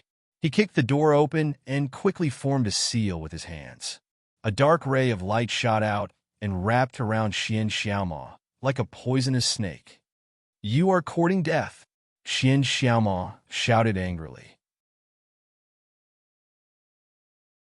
The power of the profound god exploded, and a terrifying aura swept out like a tidal wave. However, before she could attack, Nian Chang'e bloomed 72 lotuses and many magical powers fell. Like a silkworm cocoon, it covered Xian Xiaomao. Then, Jiang Chen acted decisively. The barren sword essence slashed out like a blade that could break the sky. Poof! With a muffled sound, blood flowed out from Xian Xiaoma's shoulder. Her body trembled violently. Before she could react, Jiang Chen acted again. He summoned the Emperor's Vine. The purplish gold vine swept out and wrapped around Xian Xiaoma. "A few true gods dare to fight me?" Xian Xiaoma roared. Her voice was pleasant to the ears, but it was filled with anger and murderous intent. "You are poison?" Jiang Chen's eyes narrowed. He had been staring at Xian Xiaoma. At this moment, Jiang Chen could clearly feel that Xian Xiaoma was indeed poisoned. Every time she wanted to use her power, her body would tremble. She could not gather her power and could not use any of her skills. It was a false alarm. "I thought you were not poisoned." Muyid wiped the cold sweat off his forehead. If Xian Xiaoma was not poisoned, Jiang Chen and the other two would be 3 corpses by now. Not even their corpses would be left. "Don't make too much noise. Lock her up and bring her back to the room," Jiang Chen said. The 3 of them each exerted a confinement and sealing technique to encircle Xian Xiaoma. In the end, they sealed and confined her and took her back to Jiang Chen's room. "Who are you?" Although Xian Xiaoma was sealed, she was very calm. There was no fear in her eyes. She stared at Jiang Chen and the other 2 and said coldly, "Do you know who I am? I am Xian Xiaoma of the Xian tribe. My grandfather is the great elder of the Xian tribe." "That's right." Muya glared at her. "Listen to me. Otherwise, the 3 of us will not do anything out of line." Hearing this, Xian Xiaoma's expression finally changed. She was not afraid of death. After all, the living beings in the Eternal City often had to fight to the death with the foreign beings. There were not many people here who were afraid of death. However, if she was humiliated, Xian Xiaoma could not accept it. Moreover, the entire inn was now covered by the sleeping incense. The poison in Xian Xiaoma's body was still there. She seriously suspected that the 3 of them had captured her to vent their anger. "What do you want? As long as you let me go, I will help you." Xian Xiaoma panicked. She was the granddaughter of the great elder of the Xian tribe. She was superior. Now, if she was humiliated by the 3 of them, it would be worse than death for her. "Let me think about it." Jiang Chen furrowed his brows. He couldn't keep imprisoning Xian Xiaoma. Moreover, if he brought Xian Xiaoma to the Xian tribe, the higher-ups of the Xian tribe would be able to save Xian Xiaoma from Jiang Chen's hands. Then it was time to prepare something. First, sign a master and servant contract. Then, swear on your soul that you will be loyal to me for the rest of your life. Jiang Chen said, "This is the only way for you to live. If you don't agree, the 3 of us can make you feel like dying. Then, we will throw you naked on the streets." Muyid added, "We will also write your name on your forehead so that the world will know you." Nian Chang'e added. Xian Xiaoma's entire body began to tremble when the 3 of them said this. She was completely terrified. "As long as you don't hurt me, I will agree to anything." Xian Xiaoma panicked. Without hesitation, she did as Jiang Chen said. Not only did she sign a master and servant contract, but she also swore to be loyal to Jiang Chen for the rest of her life. After doing all this, Jiang Chen let out a sigh of relief. He unlocked the seal on Xian Xiaoma's body and helped her get rid of the aphrodisiac. "Tell me, who is in charge of the Xian tribe now?" Jiang Chen asked. "Did the Xian tribe get their hands on a supreme martial skill? Where is it now? Have you ever cultivated it?" That you're tuning in to the Warrior Lore YouTube channel. Don't forget to subscribe and join us on this journey to catch the most captivating stories.